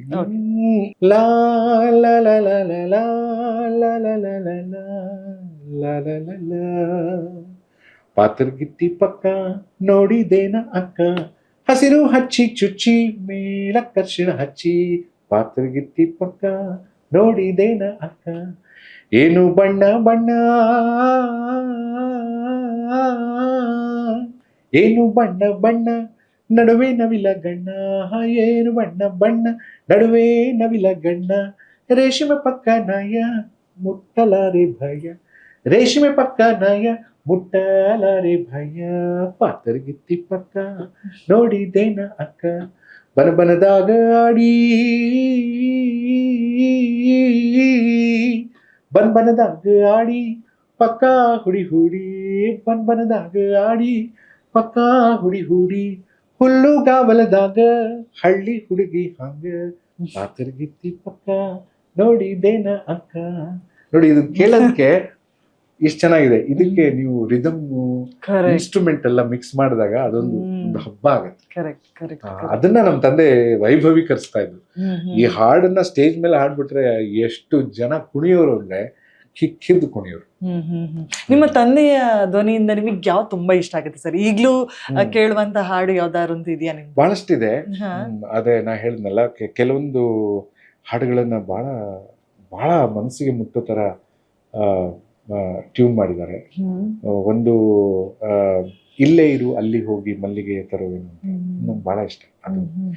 ಆಮೇಲೆ ಬಿಲ್ಲಿಗೆ ಏರಿದೆ ಬಾಣ ಅಂತ ಒಂದು ಹಾಡು, ಆಮೇಲೆ ಪಾತ್ರಗೀತಿ ಪಕ್ಕ, ಹೀಗೆ ಹಲವಾರು ಗೀತೆಗಳನ್ನ, ಅದೇ ನಾ ಹೇಳಿದ್ನಲ್ಲ, ಬಹಳಷ್ಟು ಅದ್ಭುತವಾದಂತ ಸಂಯೋಜನೆಯನ್ನ ನಮ್ಮ ಕನ್ನಡ ಸುಗಮ ಸಂಗೀತ ಕ್ಷೇತ್ರಕ್ಕೆ ಕೊಟ್ಟಿದ್ದಾರೆ. ಇವತ್ತಿಗೂ ಕೂಡ ಆ ಹಾಡುಗಳು ಪ್ರಚಲಿತವಾಗಿದೆ. ಎಷ್ಟೊಂದು ಜನ ಆ ಗೀತೆಗಳನ್ನ ಹಾಡ್ತಾ ಇದ್ದಾರೆ. ಸೊ ಅವಾಗ ನನ್ಗೆ ಒಂದು ಖುಷಿ ಇರುತ್ತೆ. ಯಾಕೆ ಅಂತಂದ್ರೆ ಒಬ್ಬ ಗಾಯಕ ಅವನ ಹಾಡನ್ನ ಬೇರೆಯವರು ಹಾಡಿ ಶ್ರೀಮಂತಗೊಳಿಸೋದಿದೆಯಲ್ಲ ತುಂಬಾ ದೊಡ್ಡದು. ಈಗ ನಮ್ಮ ತಂದೆಯ ಹಾಡನ್ನ ನಾನು ಹಾಡೋದೇನು ದೊಡ್ಡದಲ್ಲ, ನಮ್ಮ ತಂದೆ ಹಾಡ ಇನ್ನೊಬ್ರು ಹಾಡ್ತಾರಲ್ಲ, ನನ್ ಮುಂದೆ ಹಾಡ್ತಾರಲ್ಲ, ಅವಾಗ ಅದು ಖುಷಿನೇ, ಇನ್ನೊಂದು ಖುಷಿ. ಹೌದು. ಅಂದ್ರೆ ಈಗ ತಂದೆಯವರ ಕೊನೆಯ ದಿನಗಳನ್ನ ನೆನಪಿಸ್ಕೊಳ್ಳೋದಾದ್ರೆ ಸರ್, ಯಾಕಂದ್ರೆ ತುಂಬಾ ಬೇಗ ಹೋದ್ರು ಅನ್ಸುತ್ತಾ? ಹೌದು, ನಮ್ಮ ತಂದೆ ಕೊನೆಯವರೆಗೂ ಅದೇ ಹೇಳಿದ್ನಲ್ಲ, ಅವ್ರು ಹೋದಾಗ 61 ವರ್ಷ. ಅವರು ಒಂದು ದಿನ ಒಂದು ಕಡೆ ಕೂತ್ಕೋತಾರಿಲ್ಲ. ತುಂಬಾ ಆಕ್ಟಿವ್. ಆಯ್ತು, ಅವ್ರಿಗೆ ರಿಟೈರ್ಮೆಂಟ್ ಆಯ್ತು, ಸುಗಮ ಸಂಗೀತಕ್ಕೆ ತೊಡಗಿಸ್ಕೋಬೇಕು ಅಂತ ಶಿಬಿರಗಳಿಗೆ ಹೋಗ್ತಾ ಇದ್ರು, ಬೇರೆ ಬೇರೆ ಊರುಗಳಿಗೆ ಹೋಗ್ತಾ ಇದ್ರು, ಅಲ್ಲಿ ಪಾಠಗಳು ಮಾಡೋದು ಅಥವಾ ಕಾರ್ಯಕ್ರಮಗಳು ಆಯೋಜಿಸೋದು, ಆಮೇಲೆ ಗೆಸ್ಟ್ ಆಗಿ ಸಿಕ್ಕಾಪಟ್ಟೆ ಗೆಸ್ಟ್ಗಳಾಗಿ ಹೋಗೋರು, ಎಲ್ಲಾ ಕಡೆ ಗೆಸ್ಟ್ ಆಗಿ ನೀವು ಬರಬೇಕು ಅಂತ. ಅವ್ರಿಗೆ ದಿನಕ್ಕೆ 2 ನಮ್ಮ ಮನೇಲಿ ಒಂದು ಅಂಗಡಿ ಇಡ್ಬೋದು, ಅಷ್ಟು ಹಾರಗಳು, ತುರಾಯಿಗಳು, ಪೇಟಗಳು ಅಷ್ಟಿರೋದು ನಮ್ಮ ದಿನ ಯಾರು ಒಬ್ರು ಕರ್ಕೊಂಡು ಹೋಗೋದು ಮಾಡೋದು, ಹೀಗೆಲ್ಲ ಇತ್ತು. ಕೊನೆ ದಿನಗಳಲ್ಲೂ ಕೂಡ ಅವರು ಒಂಥರ ಕಾರ್ಡಿಕ್ ಅಟ್ಯಾಕ್ ಅಂತಾರಲ್ಲ, ಹಾಗೆ ಸಡನ್ ಆಗಿ ಹೋಗಿದ್ದು. ಸೊ ನಮ್ಗೆ ಅದೊಂಥರ ಶಾಕಿಂಗ್, ಅದೊಂಥರ ಇಡೀ ಕ್ಷೇತ್ರಕ್ಕೆ ಶಾಕಿಂಗ್. ಯಾಕೆ ಅಂತಂದ್ರೆ ಹಿ ವಾಸ್ ಸೋ ಹೆಲ್ತಿ. ಅವರಿಗೆ 61 ವರ್ಷ ಆದ್ರೂ ಅವ್ರಿಗೆ ಏನೋ ಒಂಥರ BP, ಶುಗರು ಏನು ಇಲ್ಲ. Very healthy person. ಕಲ್ಲು ತಿಂದು ಅರ್ಗಿಸ್ಕೊಳ್ಳುವಂತ ಇದು ಇತ್ತು. ಅಷ್ಟು ಆಮೇಲೆ ಊಟ ತಿಂಡಿ ಎಲ್ಲ ಬಹಳ ಪ್ರಿಯರು. ತಿನ್ನೋ ವಸ್ತು ಅಂತಂದ್ರೆ ಬಹಳ ಪ್ರಿಯ. ಅದರಲ್ಲೂ ಈ ಏನು ಬಜ್ಜಿ ಬೋಂಡ ಅಂದ್ರೆ ಬಹಳ ಇಷ್ಟ. ಓ ಓಕೆ. ಈಗ ಕೆಲವೊಬ್ರಿಗೆ ಸಿಂಗರ್ಸ್ಗೆ ಕಾನ್ಶಿಯಸ್ ಆಗ್ಬಿಡ್ತಾರಲ್ಲ, ಹಾಡು ಸ್ವರ ಹೌದು. ತಿಂದ್ಬಿಟ್ಟು ಹಾಡಕ್ ಹೋದ್ರೆ ನಮ್ಮ ತಂದೆ ಹಾಗೆ ಇನ್ನೊಂದು ಅರ್ಧ ಗಂಟೆಯಲ್ಲಿ ಹಾಡಬೇಕು ಅಂದ್ರೆ ಬಜ್ಜಿ ತರ್ಸಪ್ಪ ನಾನು ತಿನ್ಬೇಕು ಅಂತ ಬಜ್ಜಿ ತಿಂದು ಒಂದು ಟೀ ಕುಡಿದು ಹೋಗಿ ಹಾಡ್ತಾ ಇದ್ರು. ಆತರ ಚೆನ್ನಾಗಿ ಬದುಕಿದ್ರು. ಅವ್ರು ಇರೋ ತನಕ ರಾಜರ ತರ ಬದುಕಿದ್ರು. ಅದೇ ಅವ್ರು ಹೋಗೋ ಹಿಂದಿನ ದಿನ ಅವ್ರು ಹೋಗೋ ಹಿಂದಿನ ದಿನ ನೋಡಿ, ಅದು ಕನ್ನಡ ಸಾಹಿತ್ಯ ಪರಿಷತ್ತಲ್ಲಿ ಅವ್ರಿಗೆ ಒಂದು ಸನ್ಮಾನ ಇತ್ತು. ಮುತ್ತಿನ ಹಾರ, ದೊಡ್ಡ ಹಾರ ಹಾಕಿದ್ದಾರೆ. 8-9 ಗಂಟೆ ತನಕ ಕಾರ್ಯಕ್ರಮ ಆಯ್ತು. ಆರಾಮಾಗಿ ಬಂದ್ರು, ಎಲ್ಲ ಬಂದ್ರು, ಮನೆಗೆ ಬಂದ್ರು, ಮಲ್ಕೊಂಡ್ರು, ನಿದ್ದೆ ಮಾಡಿದ್ರು. ತಿರ್ಗಾ ಬೆಳಿಗ್ಗೆ ಎದ್ದು ನಾನು ನನ್ನ ಮಗಳನ್ನ ಸ್ಕೂಲ್ಗೆ ಬಿಟ್ಬಿಟ್ಟು ಬರಕ್ಕೆ ಅಂತ ಹೋಗಿದ್ದೆ. ನನ್ನ ಮಗನ್ನ ಎತ್ಕೊಂಡಿದ್ದಾರೆ. ಅವ್ರಿಗೆ ಒಂದು ಸ್ವಲ್ಪ ಏನೋ ಎದೆಯಲ್ಲಿ ಒಂಥರ ಏನೋ ಇದಾಗ್ತಾ ಇದೆ.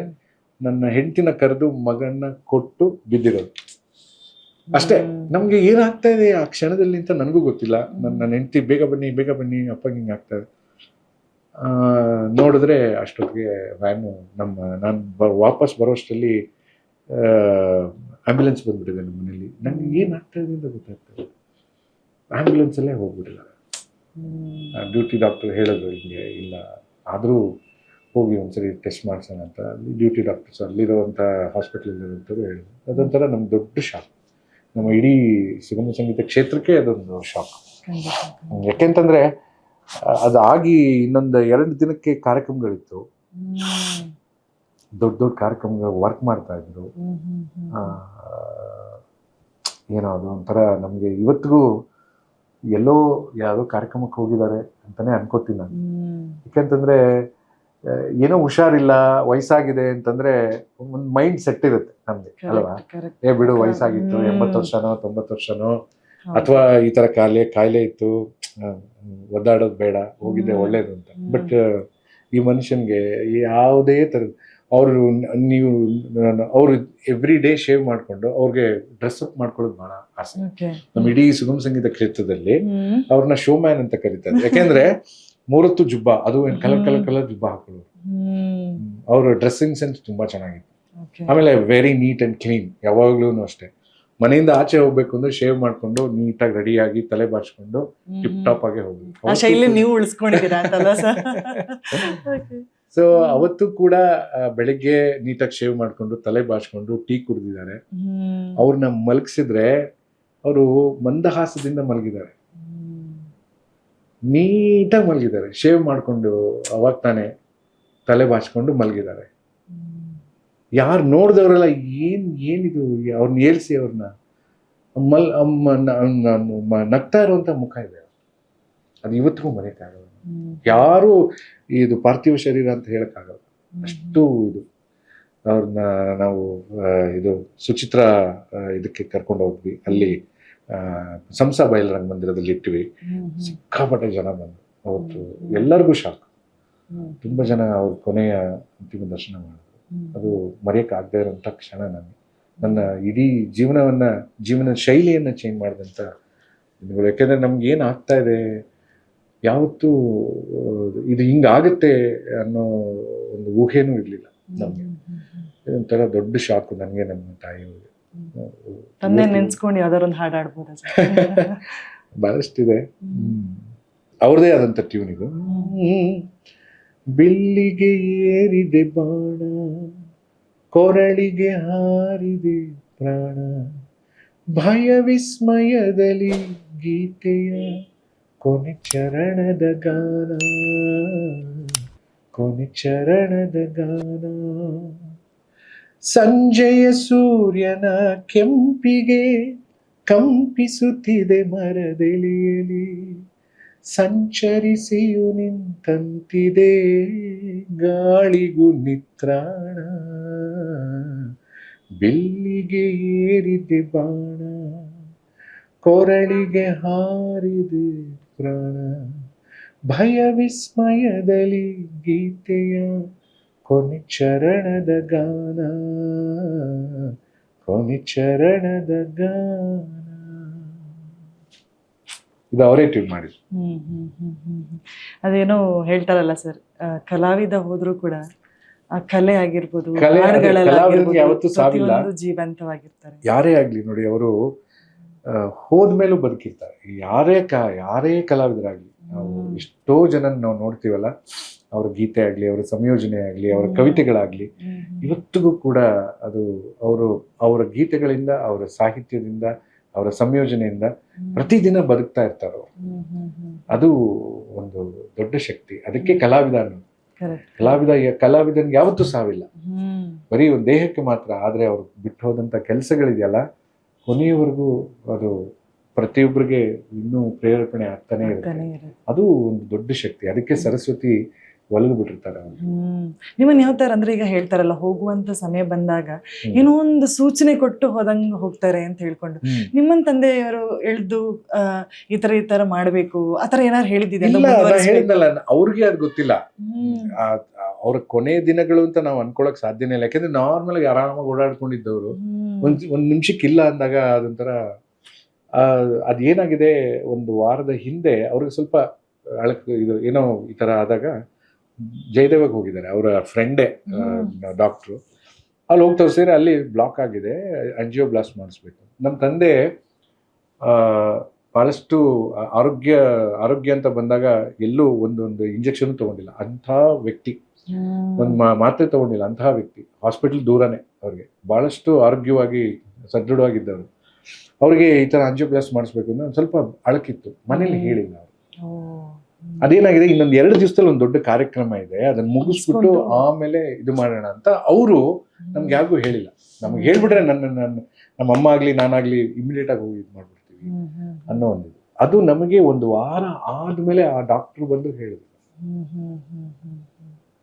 ಅದು ಅಷ್ಟೊತ್ತಿಗೆ ಟೈಮ್. ಈಗ ಸಡನ್ ಆಗಿ ಹೋದಂತ ಟೈಮಲ್ಲಿ, ಸೊ ಮಗನಾಗಿ ಆ ಒಂದು ಜವಾಬ್ದಾರಿ ತಂದೆ ಮಾಡಿದ್ದ ಸುಗಮ ಸಂಗೀತ ಕ್ಷೇತ್ರಕ್ಕಾಗಿರ್ಬೋದು, ಸಂಗೀತ ಕ್ಷೇತ್ರಕ್ಕಾಗಿರ್ಬೋದು, ಮುಂದುವರಿಸಿಕೊಂಡು ಹೋಗುವಂತಹ ಜವಾಬ್ದಾರಿಗಿಂತಲೂ ಅದು ನಿಮ್ಮ ಹೊಣೆ ಅಂತಾನೆ ಹೇಳ್ಬೋದು. ಹೌದಮ್ಮ. ಯಾಕೆಂತಂದ್ರೆ ಅವರು, ನಾ ಹೇಳಿದ್ನಲ್ಲ, ನಮ್ಮ ತಂದೆ ಹೋಗಿ 2 ದಿನಕ್ಕೆ ಒಂದು ದೊಡ್ಡ ಕಾರ್ಯಕ್ರಮ ಒಪ್ಕೊಂಡ್ಬಿಟ್ಟಿದ್ದಾರೆ.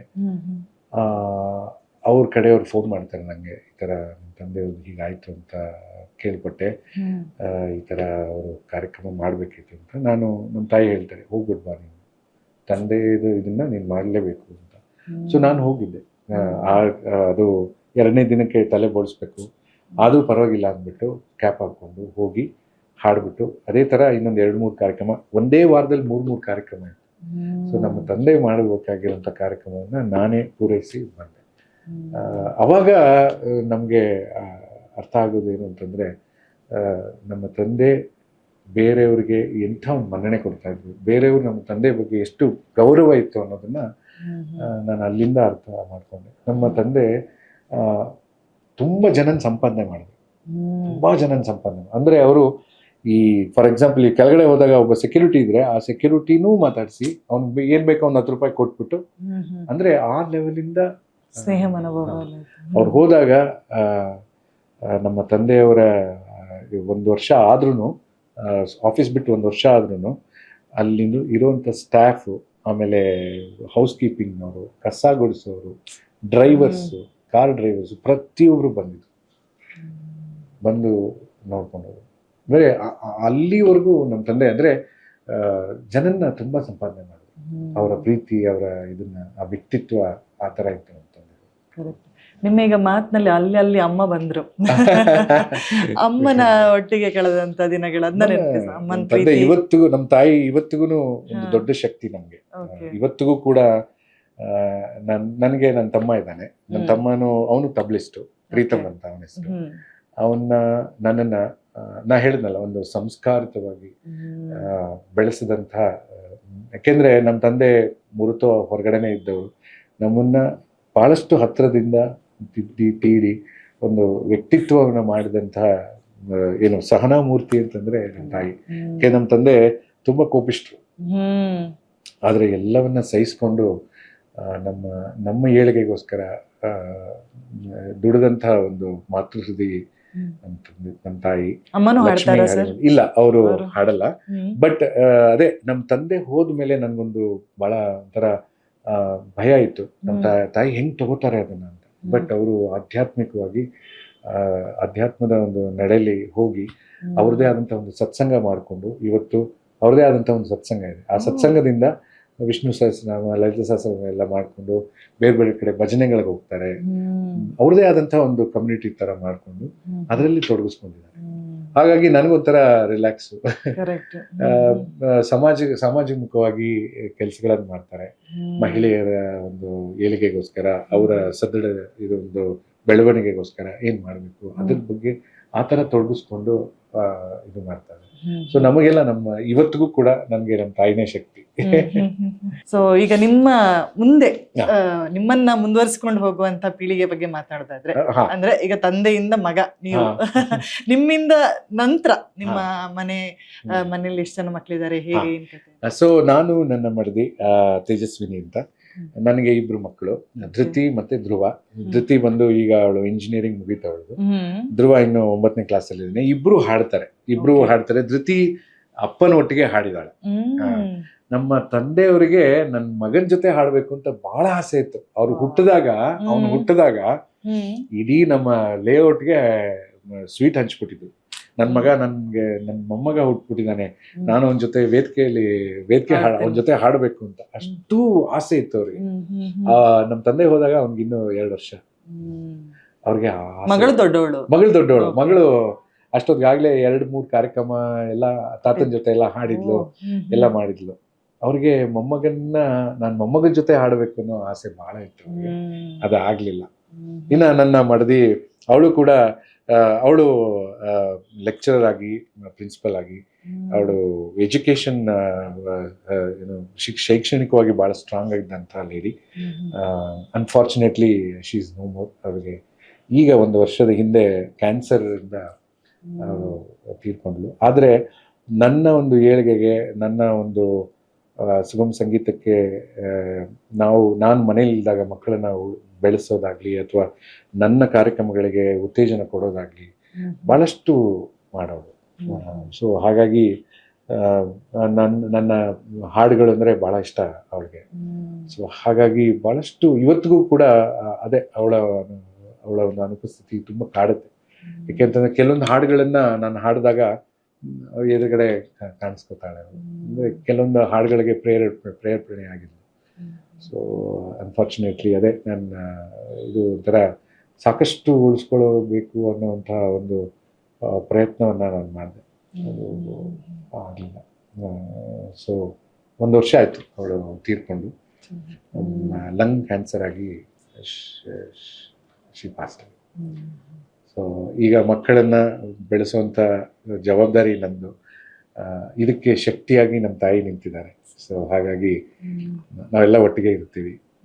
ಸೊ ಈ ಅದೇ ನಮ್ಮ ಆ ಒಂದು ಸಂಗೀತದ ಲೆಗಸಿ, ಅದೇ ಸಂಗೀತ ಅನ್ನೋದು ಮನಸ್ಸಲ್ಲಿ ಏನೇ ಕಲಾವಿದ ಅಂದ್ರೆ ಹಾಗೇನೆ, ಕಲಾವಿದರಿಗೆ ಕಷ್ಟಗಳಿರುತ್ತೆ. ಆದ್ರೆ ಅದನ್ನೆಲ್ಲ ಮೆಟ್ಟಿ ಇನ್ನೊಬ್ಬರಿಗೆ ಸಂತೋಷ ಕೊಡುವಂತ ಅಥವಾ ನಮ್ಮನ್ನ ನಾವೇ ಅರ್ಥ ಮಾಡಿಕೊಂಡು ಓಲೈಸ್ಕೊಂಡು ಒಂದು ಲೆಗಸಿನ ಕಂಟಿನ್ಯೂ ಮಾಡಬೇಕು ಅನ್ನೋದು ನನ್ನ ಒಂದು ಪ್ರಯತ್ನ. ಹಾಗಾಗಿ ಗಾನ ಸಂಭ್ರಮ ಅನ್ನುವಂಥ ಒಂದು ಸಂಸ್ಥೆಯನ್ನ ಕಟ್ತೀನಿ. ಅದರಿಂದ ಮಕ್ಕಳುಗಳಿಗೆ, ಬೇರೆಯವರುಗಳಿಗೆ ಸಂಗೀತನ ಹೇಳ್ಕೊಡುವಂಥ ಕೆಲಸಗಳನ್ನು, ಅವ್ರಿಗೆ ವೇದಿಕೆಗಳನ್ನು ಕಲ್ಪಿಸುವಂಥ ಕೆಲಸ, ಹೀಗೆ ನನ್ನನ್ನು ನಾನು ತೊಡಗಿಸ್ಕೊಂಡು ಈ ಥರ ಸಂಗೀತದ, ಸಾಹಿತ್ಯದ ಸೇವೆ ಮಾಡ್ತಾ ಇದ್ದೀನಿ. ಯಾಕೆಂತಂದ್ರೆ ಅದರಿಂದ ಆಚೆ ಬರ್ಬೇಕಲ್ಲ. ಯಾಕೆಂತಂದ್ರೆ ಒಂಥರ ತಂದೆಯ ಅಗಲಿಕೆ, ಹೆಂಡತಿ ಅಗಲಿಕೆ, ಇವೆಲ್ಲ ತುಂಬಾ ಇವೆಲ್ಲ ನಮ್ಗೆ ಬಹಳ ಹತ್ತಿರದ ಸಂಬಂಧಗಳು. ಯಾರೋ ದೊಡ್ಡಪ್ಪನ ಮಗ, ಚಿಕ್ಕಪ್ಪನ ಮಗ ಅಂದ್ರೆ ಏನೋ ಇದು ಎಲ್ಲ ನಮ್ಮ ಒಂಥರ ಬ್ಲಡ್ ರಿಲೇಷನ್. ಇದು ಅದನ್ನ ಆ ವ್ಯಕ್ತಿತ್ವವನ್ನ ಕಳ್ಕೊಂಡಾಗ ನಾವು ನಮ್ಮ ಮನಸ್ಸು ಬರಿದಾಗತ್ತಲ್ಲ, ಅವಾಗ ತಡ್ಕೊಳ್ಳೋದು ಬಹಳ ಕಷ್ಟ. ಅದೇ ನೀವಾಗ್ಲೇ ಹೇಳಿದ್ರಿ, ಎಷ್ಟೋ ನೋವುಗಳಿಗೆ ಸಾಂತ್ವನ ನೀಡುವಂಥದ್ದು ಹಾಡಾಗಿರುತ್ತೆ ಅಂತ ಹೇಳಿ. ಅದೇ ಹಾಡುವವನ ಕಲಾವಿದನ ಬದುಕಲ್ಲಿ ಇಂತಹ ಕೈ ಘಟನೆಗಳು. ಸೊ ಅದು ಎಷ್ಟು ತುಂಬಾ ಕಷ್ಟ ನೋಡಿ. ತಂದೆಯವರು ಹೋಗಿ 2ನೇ ದಿನಕ್ಕೆ ಹೋಗಿ ಹಾಡಬೇಕು ಅಂದಾಗ ಮನಸ್ಸು ಪರಿಸ್ಥಿತಿ ಹೇಗಿರುತ್ತೆ. ಜಸ್ಟ್ 48 hours ಆಗಿದೆ, ಏನ್ ಮಾಡಕ್ಕಾಗಲ್ಲ. ಅದು ನಮ್ಮ ವೃತ್ತಿ, ಅದನ್ನ ನಾವು ಮಾಡಬೇಕು. ನಮ್ಮ ತಂದೆ ಯಾವಾಗ್ಲೂ ಹೇಳೋರು. ನಮ್ಮ ತಂದೆಗೆ ಅದೆಲ್ಲ ಬಹಳ ಆದರ್ಶವಾದಿ ಅವರು. ಒಪ್ಕೊಂಡಾಗ ಅವ್ರಿಗೇನೋ ಜ್ವರ ಬಂತು, ನೆಗಡಿ ಇತ್ತು, ಕೆಮ್ಮಿತ್ತು, ಆದ್ರೂ ಹೋಗೋರು, ಹಾಡೋರು. ಅದು ಕ್ಯಾನ್ಸಲ್ ಅಂತೂ ಆಗ್ತಾ ಇರಲಿಲ್ಲ. ಎಷ್ಟೋ ಸರಿ ಆಗಿತ್ತೆ, ಅವ್ರಿಗೆ ಹುಷಾರಿಲ್ಲದೆ ಇದ್ದಾಗ ಅವ್ರ ಜೊತೆ ನಾನು ಹೋಗಿ ಅವ್ರು ಒಂದು 2 ಹಾಡು ಹಾಡಿದ್ದಾರೆ, ನಾನು ಎಂಟೈರ್ ಕಾರ್ಯಕ್ರಮ ನಾನು ಹಾಡಿದ್ದೀನಿ. ಆ ಥರ ಎಲ್ಲ ಆಗಿದೆ. ಇದು ನಮ್ಮ ತಂದೆ ಮಕ್ಕಳ ಒಡನಾಟ ಆ ಥರ ಇತ್ತು. ಹಾಗಾಗಿ ಪ್ರತಿ ಕ್ಷಣಕ್ಕೂ ನಮ್ಮ ತಂದೆ ಜ್ಞಾಪಕ ಬರ್ತಾರೆ. ಆ ಥರ ಸನ್ನಿವೇಶಗಳು ಬಂದಾಗ ಜ್ಞಾಪಕ ಬರ್ತಾರೆ. ಇನ್ನು ಸಂಗೀತಗಾರ ಅಂತ ಅಂದ ತಕ್ಷಣ ಈ ಕವಿ ಸಾಹಿತ್ಯದೊಟ್ಟಿಗಿನ ಒಡನಾಟ ಇದೆಯಲ್ಲ ಸರ್, ಅದೊಂಥರ ತುಂಬಾ ವರ್ಣಿಸ್ಲಿಕ್ಕೆ ಸಾಧ್ಯವಾಗದೇ ಇರುವಂತದ್ದು. ಸೊ ನೀವು ಸಾಹಿತ್ಯದ ಜೊತೆಗೆ ಕವಿಗಳ ಜೊತೆಗೆ ಕೂಡ ಒಡನಾಡಿದವರು, ಕೆಲಸ ಮಾಡಿದಂತವ್ರು. ನನಗೆ ಅದೊಂದು ತೃಪ್ತಿ ಇದೆ. ಯಾಕೆಂತಂದ್ರೆ ನನ್ನ ಕಣ್ಮುಂದೆ ನಾನು GS ಶಿವರುದ್ರಪ್ಪ ಅವ್ರ ಜೊತೆ ಇದ್ದೆ, ಆಮೇಲೆ ನಮ್ಮ ನಿಸಾರ್ ಅಹಮದ್, ಆಮೇಲೆ ಚನ್ವೀರ್ ಕಣವಿ, ಇವನ್ನೆಲ್ಲ ಅವ್ರ ಜೊತೆ ಇದ್ದು ಅವ್ರ ಜೊತೆ ಬೆರೆತು ಇದು ಮಾಡಿದವನು. ಈಗ ಅಂಥ ಮಹನೀಯರಿಲ್ಲ, ಆದ್ರೆ ಅವ್ರ ಜೊತೆ ಇದ್ದಂಥ ಫೋಟೋಗಳು ನೋಡಿದಾಗ ನಮ್ಮನ್ನು ಮುಂದಿನ ಪೀಳಿಗೆಗೆ ನಾನು ತೋರಿಸ್ಬೋದು, ಇಂಥವ್ರ ಜೊತೆ ನಾವಿದ್ವಿ. ನನಗೆ ಬೇಂದ್ರೆ, ಕುವೆಂಪುನ ಸುಮ್ಮನೆ ನಾವು ಫೋಟೋದಲ್ಲಿ ನೋಡಿದೀವಿ. ನಮ್ಮ ತಂದೆಯವರು ಬೇಂದ್ರೆಯವ್ರ ಜೊತೆ ಇದ್ರು, ಕುವೆಂಪು ಜೊತೆ ಇದ್ರು ಅಂದಾಗ ನಮ್ಗೊಂದು ಹೆಮ್ಮೆ. ಹಾಗೆ ನನ್ನ ಮುಂದಿನ ಪೀಳಿಗೆನವರು ನಾವು GSS ಜೊತೆ ಇದ್ವಿ, ಸಿದ್ದಯ್ಯ ಪುರಾಣಿಕ್ ಅವ್ರ ಜೊತೆ ಇದ್ವಿ, ಅಥವಾ ನಾವು HSV ಹೀಗೆ ಇದ್ವಿ ಅನ್ನೋದು ತುಂಬಾ ಸಂತೋಷ. ನನಗೆ ಇನ್ನೂ ತೃಪ್ತಿ ಕೊಟ್ಟಿದ್ದು ನನ್ನ ಪ್ರೀತಿಯ ಕವಿ HS ವೆಂಕಟೇಶ್ ಮೂರ್ತಿ. ನನ್ನನ್ನು ಮಾನಸ ಪುತ್ರ ಅಂತಾನೆ ಕರೆದ್ರು ಅವರು. ಅವರ ಜೊತೆ ತುಂಬಾ ಕಾರ್ಯಕ್ರಮಗಳು, ಪ್ರವಾಸಗಳನ್ನ ಮಾಡಿದ್ವಿ. ಶ್ರೀಮಂತ ವ್ಯಕ್ತಿತ್ವ, ಸ್ನೇಹಜೀವಿ, ಆಮೇಲೆ ಅವರ ಭಾಷೆ, ಅವರ ಮಾತು, ಅವರ ವ್ಯಕ್ತಿತ್ವ, ಅವರ ಸರಳತೆ, ಅದು ನನಗೆ ಒಂಥರ ಪಾಠ ಆಯಿತು. ನಮ್ಮ ತಂದೆ ಹೇಗೆ ಬೇಂದ್ರೆಯವರ ಕೊನೆಯ ದಿನಗಳಲ್ಲಿ ಅವರನ್ನ ಸೇವೆ ಮಾಡಿದ್ರು, ಹಾಗೆ ನನಗೆ ಭಗವಂತ ಒಂದು ಅವಕಾಶವನ್ನ ಕಲ್ಪಿಸ್ಕೊಟ್ಟಿದ್ದು ನಮ್ಮ ದೊಡ್ಡ ಕವಿ, ಶ್ರೇಷ್ಠ ಕವಿ HS ವೆಂಕಟೇಶ್ ಮೂರ್ತಿ. ಅವರೊಂದಿಗೆ ಕೊನೆಯ ದಿನಗಳಲ್ಲಿ ನಾನು ಅವ್ರ ಜೊತೆ ಇದ್ದೆ, ಅವರ ಸೇವೆ ಮಾಡಿದೆ. ಒಂದು ಘಟನೆ ನನಗೆ ಬಹಳ ಕಾಡುತ್ತೆ. ಅವರು ಇನ್ನೇನು ಕಾಲವಾಗಕ್ಕೆ ಒಂದು 10-15 ದಿನಗಳ ಮುಂಚೆ ರಾತ್ರಿ 11 ಗಂಟೆಗೆ ಒಂದು ಫೋನ್ ಬರುತ್ತೆ. ಅವರೇ ಫೋನ್ ಮಾಡ್ತಾರೆ, ನನಗೆ HSV ಫೋನ್ ಮಾಡ್ತಾ ಇದ್ದಾರಲ್ಲ, ಇಲ್ಲಪ್ಪ ನಾನೊಂದು ಹಾಡು ಬರೆದಿದ್ದೀನಿ, ಆ ಹಾಡು ನೀನೇ ಹಾಡಬೇಕು ಅಂತ. ಅಯ್ಯೋ ಸರ್, ನೀವು ಹೇಳಿದ್ರೆ ಸಾಕು ಸರ್, ನಾನು ಹಾಡ್ತೀನಿ, ಖಂಡಿತ ಹಾಡ್ತೀನಿ ಸರ್, ಸಂತೋಷವಾಗಿ. ಅದು ಅವ್ರಿಗೆ ಒಂಥರ ಈಗ 80 ವರ್ಷ ಆದ್ರೆ ಅವರೆಲ್ಲ ಚಿಕ್ಕ ಮಕ್ಕಳು ತರ ಅಲ್ವಾ. ನೋಡಪ್ಪ, ನಾನು ಇದನ್ನೆಲ್ಲ ಓದ್ತೀನಿ, ಆ ಹಾಡನ್ನ ನಿನ್ಗೆ ಓದ್ತೀನಿ, ನೋಡಿ ಹೆಂಗಿದೆ ಅಂತ ಹೇಳು ನನಗೆ. ನೋಡಿ ಅಂತ ದೊಡ್ಡ ವ್ಯಕ್ತಿ, ಮೇರು ಪರ್ವತ, ಅವ್ರು ನನಗೆ ಕೇಳ್ತಾರೆ ಹಾಡು ಹೆಂಗಿದೆ ಹೇಳು. ಅವ್ರು ಜಗದಲ್ಲಿ ಸುಂದರ ಎರಡೇ ನಾಮ, ಅವಧಿಯ ರಾಮ ಮಧುರೆಯ ಶ್ಯಾಮ. 2 ದೊಡ್ಡ ವ್ಯಕ್ತಿತ್ವ, ಅಂದ್ರೆ ಪರ್ವಗಳವು. ರಾಮನ್ನ ಕೃಷ್ಣನ ಸೇರಿಸಿ ಬರೀತಾರೆ ಅವರು. ಜಗದಲ್ಲಿ ಸುಂದರ ಎರಡೇ ನಾಮ, ಅವಧೆಯ ರಾಮ ಮಧುರೆಯ ಶ್ಯಾಮ. ಓದ್ತಾ ಹೋಗ್ತಾ ಇದ್ರೆ ನಂಗೆ ಕಣ್ಣಲ್ಲಿ ನೀರು ಬರ್ತಾ ಇದೆ, ದಳ ದಳ ದಳ ಅಂತ. ಅಂದ್ರೆ ಎಷ್ಟು ಚೆನ್ನಾಗಿ ಬರ್ದಿದ್ದಾರೆ ಅಂದ್ರೆ, ಅಂಥ ವ್ಯಕ್ತಿ ರಾತ್ರಿ 11 ಗಂಟೆಗೆ ಫೋನ್ ಮಾಡಿ ಹೇಳ್ತಾರೆ, ಇದು ನೀನೇ ಹಾಡ್ಬೇಕಪ್ಪ ಅಂತ. ಆಯ್ತು ಸರ್, ನೀವು ಬರ್ದಿದ್ದೀರಾ, ಖಂಡಿತ ಹಾಡ್ತೀನಿ, ಒಂದು ವಾರ ಟೈಮ್ ಕೊಡಿ. ಆಯ್ತು, 1 ವಾರ ಆಯ್ತು, ನಾನು ಏನೋ ಕೆಲಸದ ಮೇಲೆ ಆಗಿರ್ಲಿಲ್ಲ, ಫೋನ್ ಬರುತ್ತೆ ನಂಗೆ ಮತ್ತೆ, ಏನಪ್ಪ ಆಯ್ತೇನಪ್ಪ ಸರ್, ಮಾಡ್ತೀನಿ ಸರ್, 2 ಡೇಸ್ ಟೈಮ್.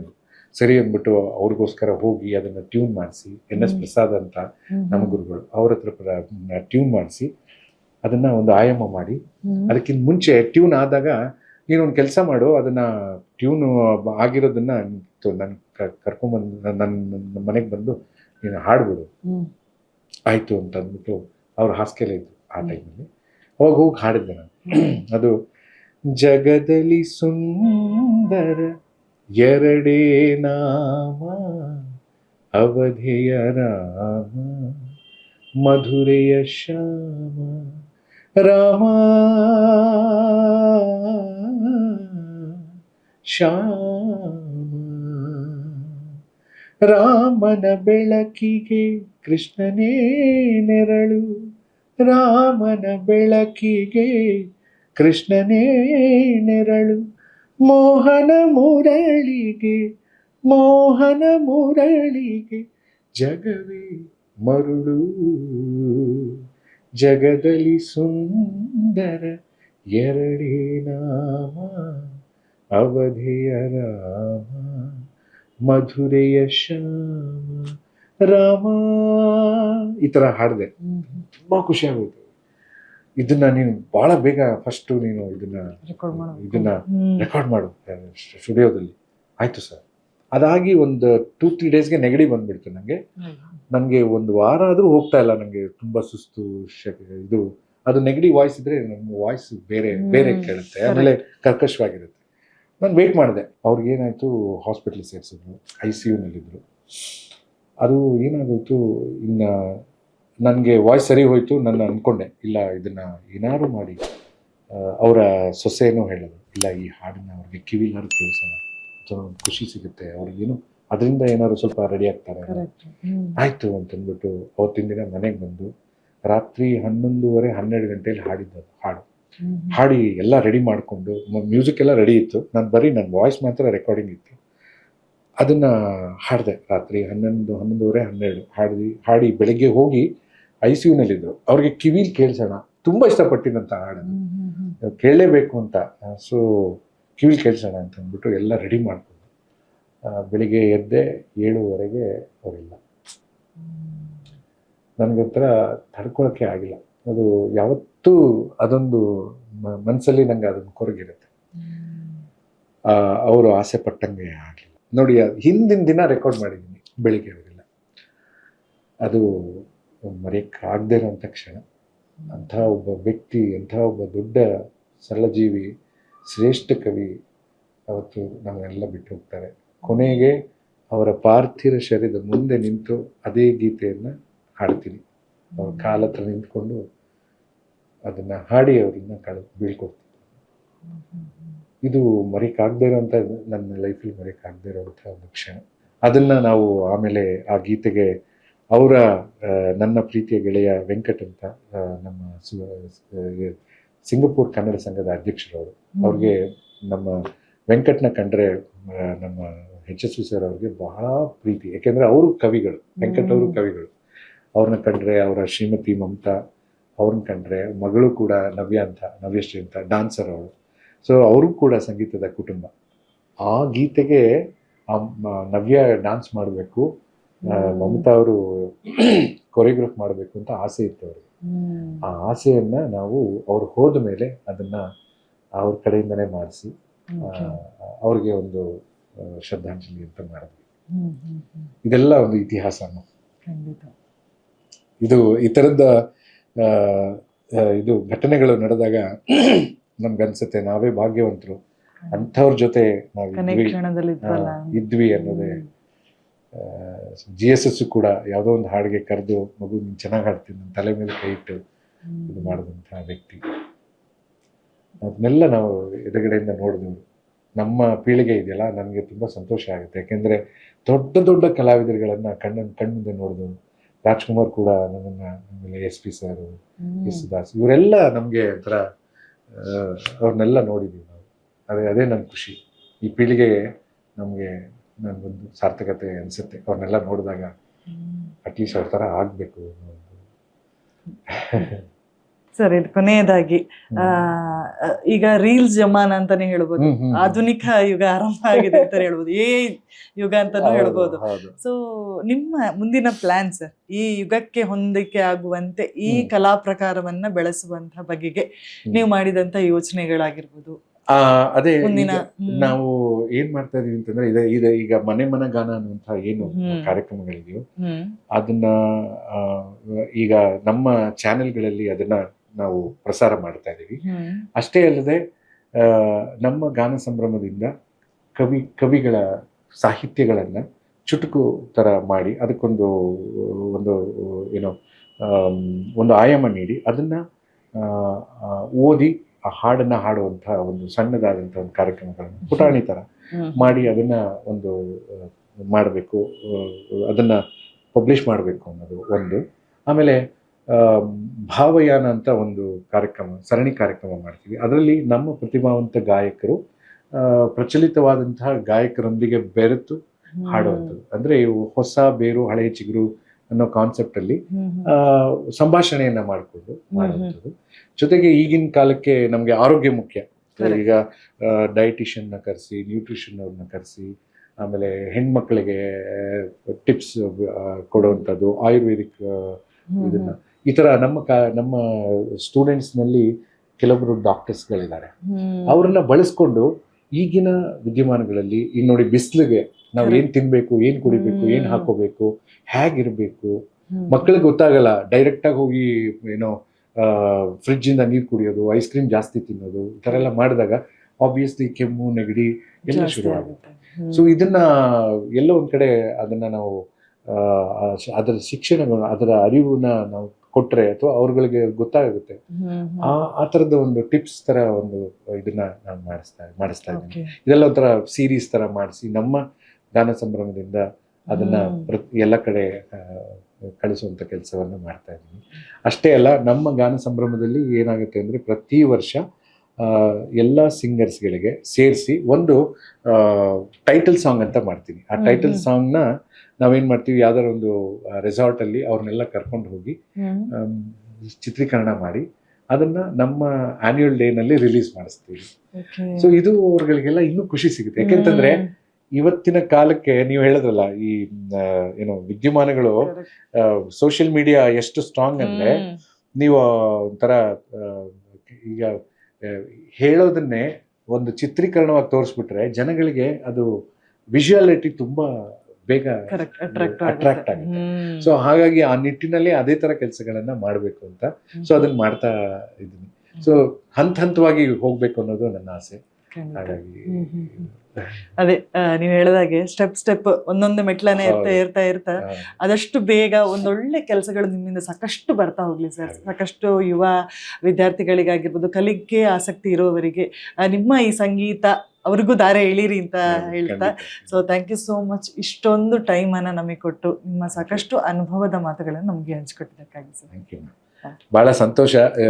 ಇದು ಗಂಧದ ಬೀಡು ಬಹಳ ಅದ್ಭುತವಾದಂತ, ಯಾಕೆಂತಂದ್ರೆ ಇದು ನನಗೆ ಅದು ಆ ಹೆಸರುಗಳಲ್ಲೇ ನೋಡಿ, ಕೆಲವೊಂದ್ಸರಿ ಹೆಸರುಗಳಲ್ಲೇ ಆ ಕಾರ್ಯಕ್ರಮದ ವೈಶಿಷ್ಟ್ಯತೆ ಗೊತ್ತಾಗುತ್ತೆ.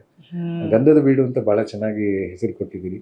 ಇದು ಸುಗಂಧಭರಿತವಾಗಿ ನಾಡಿನ ಮೂಲೆ ಮೂಲೆಗಳಲ್ಲಿ ತಲುಪಲಿ, ಹೊಸ ಗಾಯಕರು ಅಥವಾ ಶ್ರೇಷ್ಠ ಗಾಯಕರನ್ನ ಇಲ್ಲಿ ಕರೆಸಿ ನೀವು ಈ ಥರದ ಒಂದು ಸಂದರ್ಶನವನ್ನು ಮಾಡಿ ಅವರ ವಿಚಾರಗಳನ್ನು, ಅವರ ಒಂದು ಸಿದ್ಧಾಂತಗಳನ್ನು ಎಲ್ಲರಿಗೂ ಪಸರಿಸುವಂಥ ಕೆಲಸ ಮಾಡ್ತಾ ಇದ್ದೀರಿ. ತುಂಬ ಸಂತೋಷ. ಹಾಗೆ ಬುಕ್ ಬ್ರಹ್ಮದ ಎಲ್ಲ ಪದಾಧಿಕಾರಿಗಳಿಗೆ, ಹಾಗೆ ಇಲ್ಲಿ ಏನೋ ಈ ಕಾರ್ಯಕ್ರಮನ ಆಯೋಜಿಸಿರುವಂಥ ನಿಮಗಳಿಗೂ ಕೂಡ ನಾನು ಆಭಾರಿಯಾಗಿದ್ದೀನಿ. ನಮಸ್ಕಾರ. Thank you sir.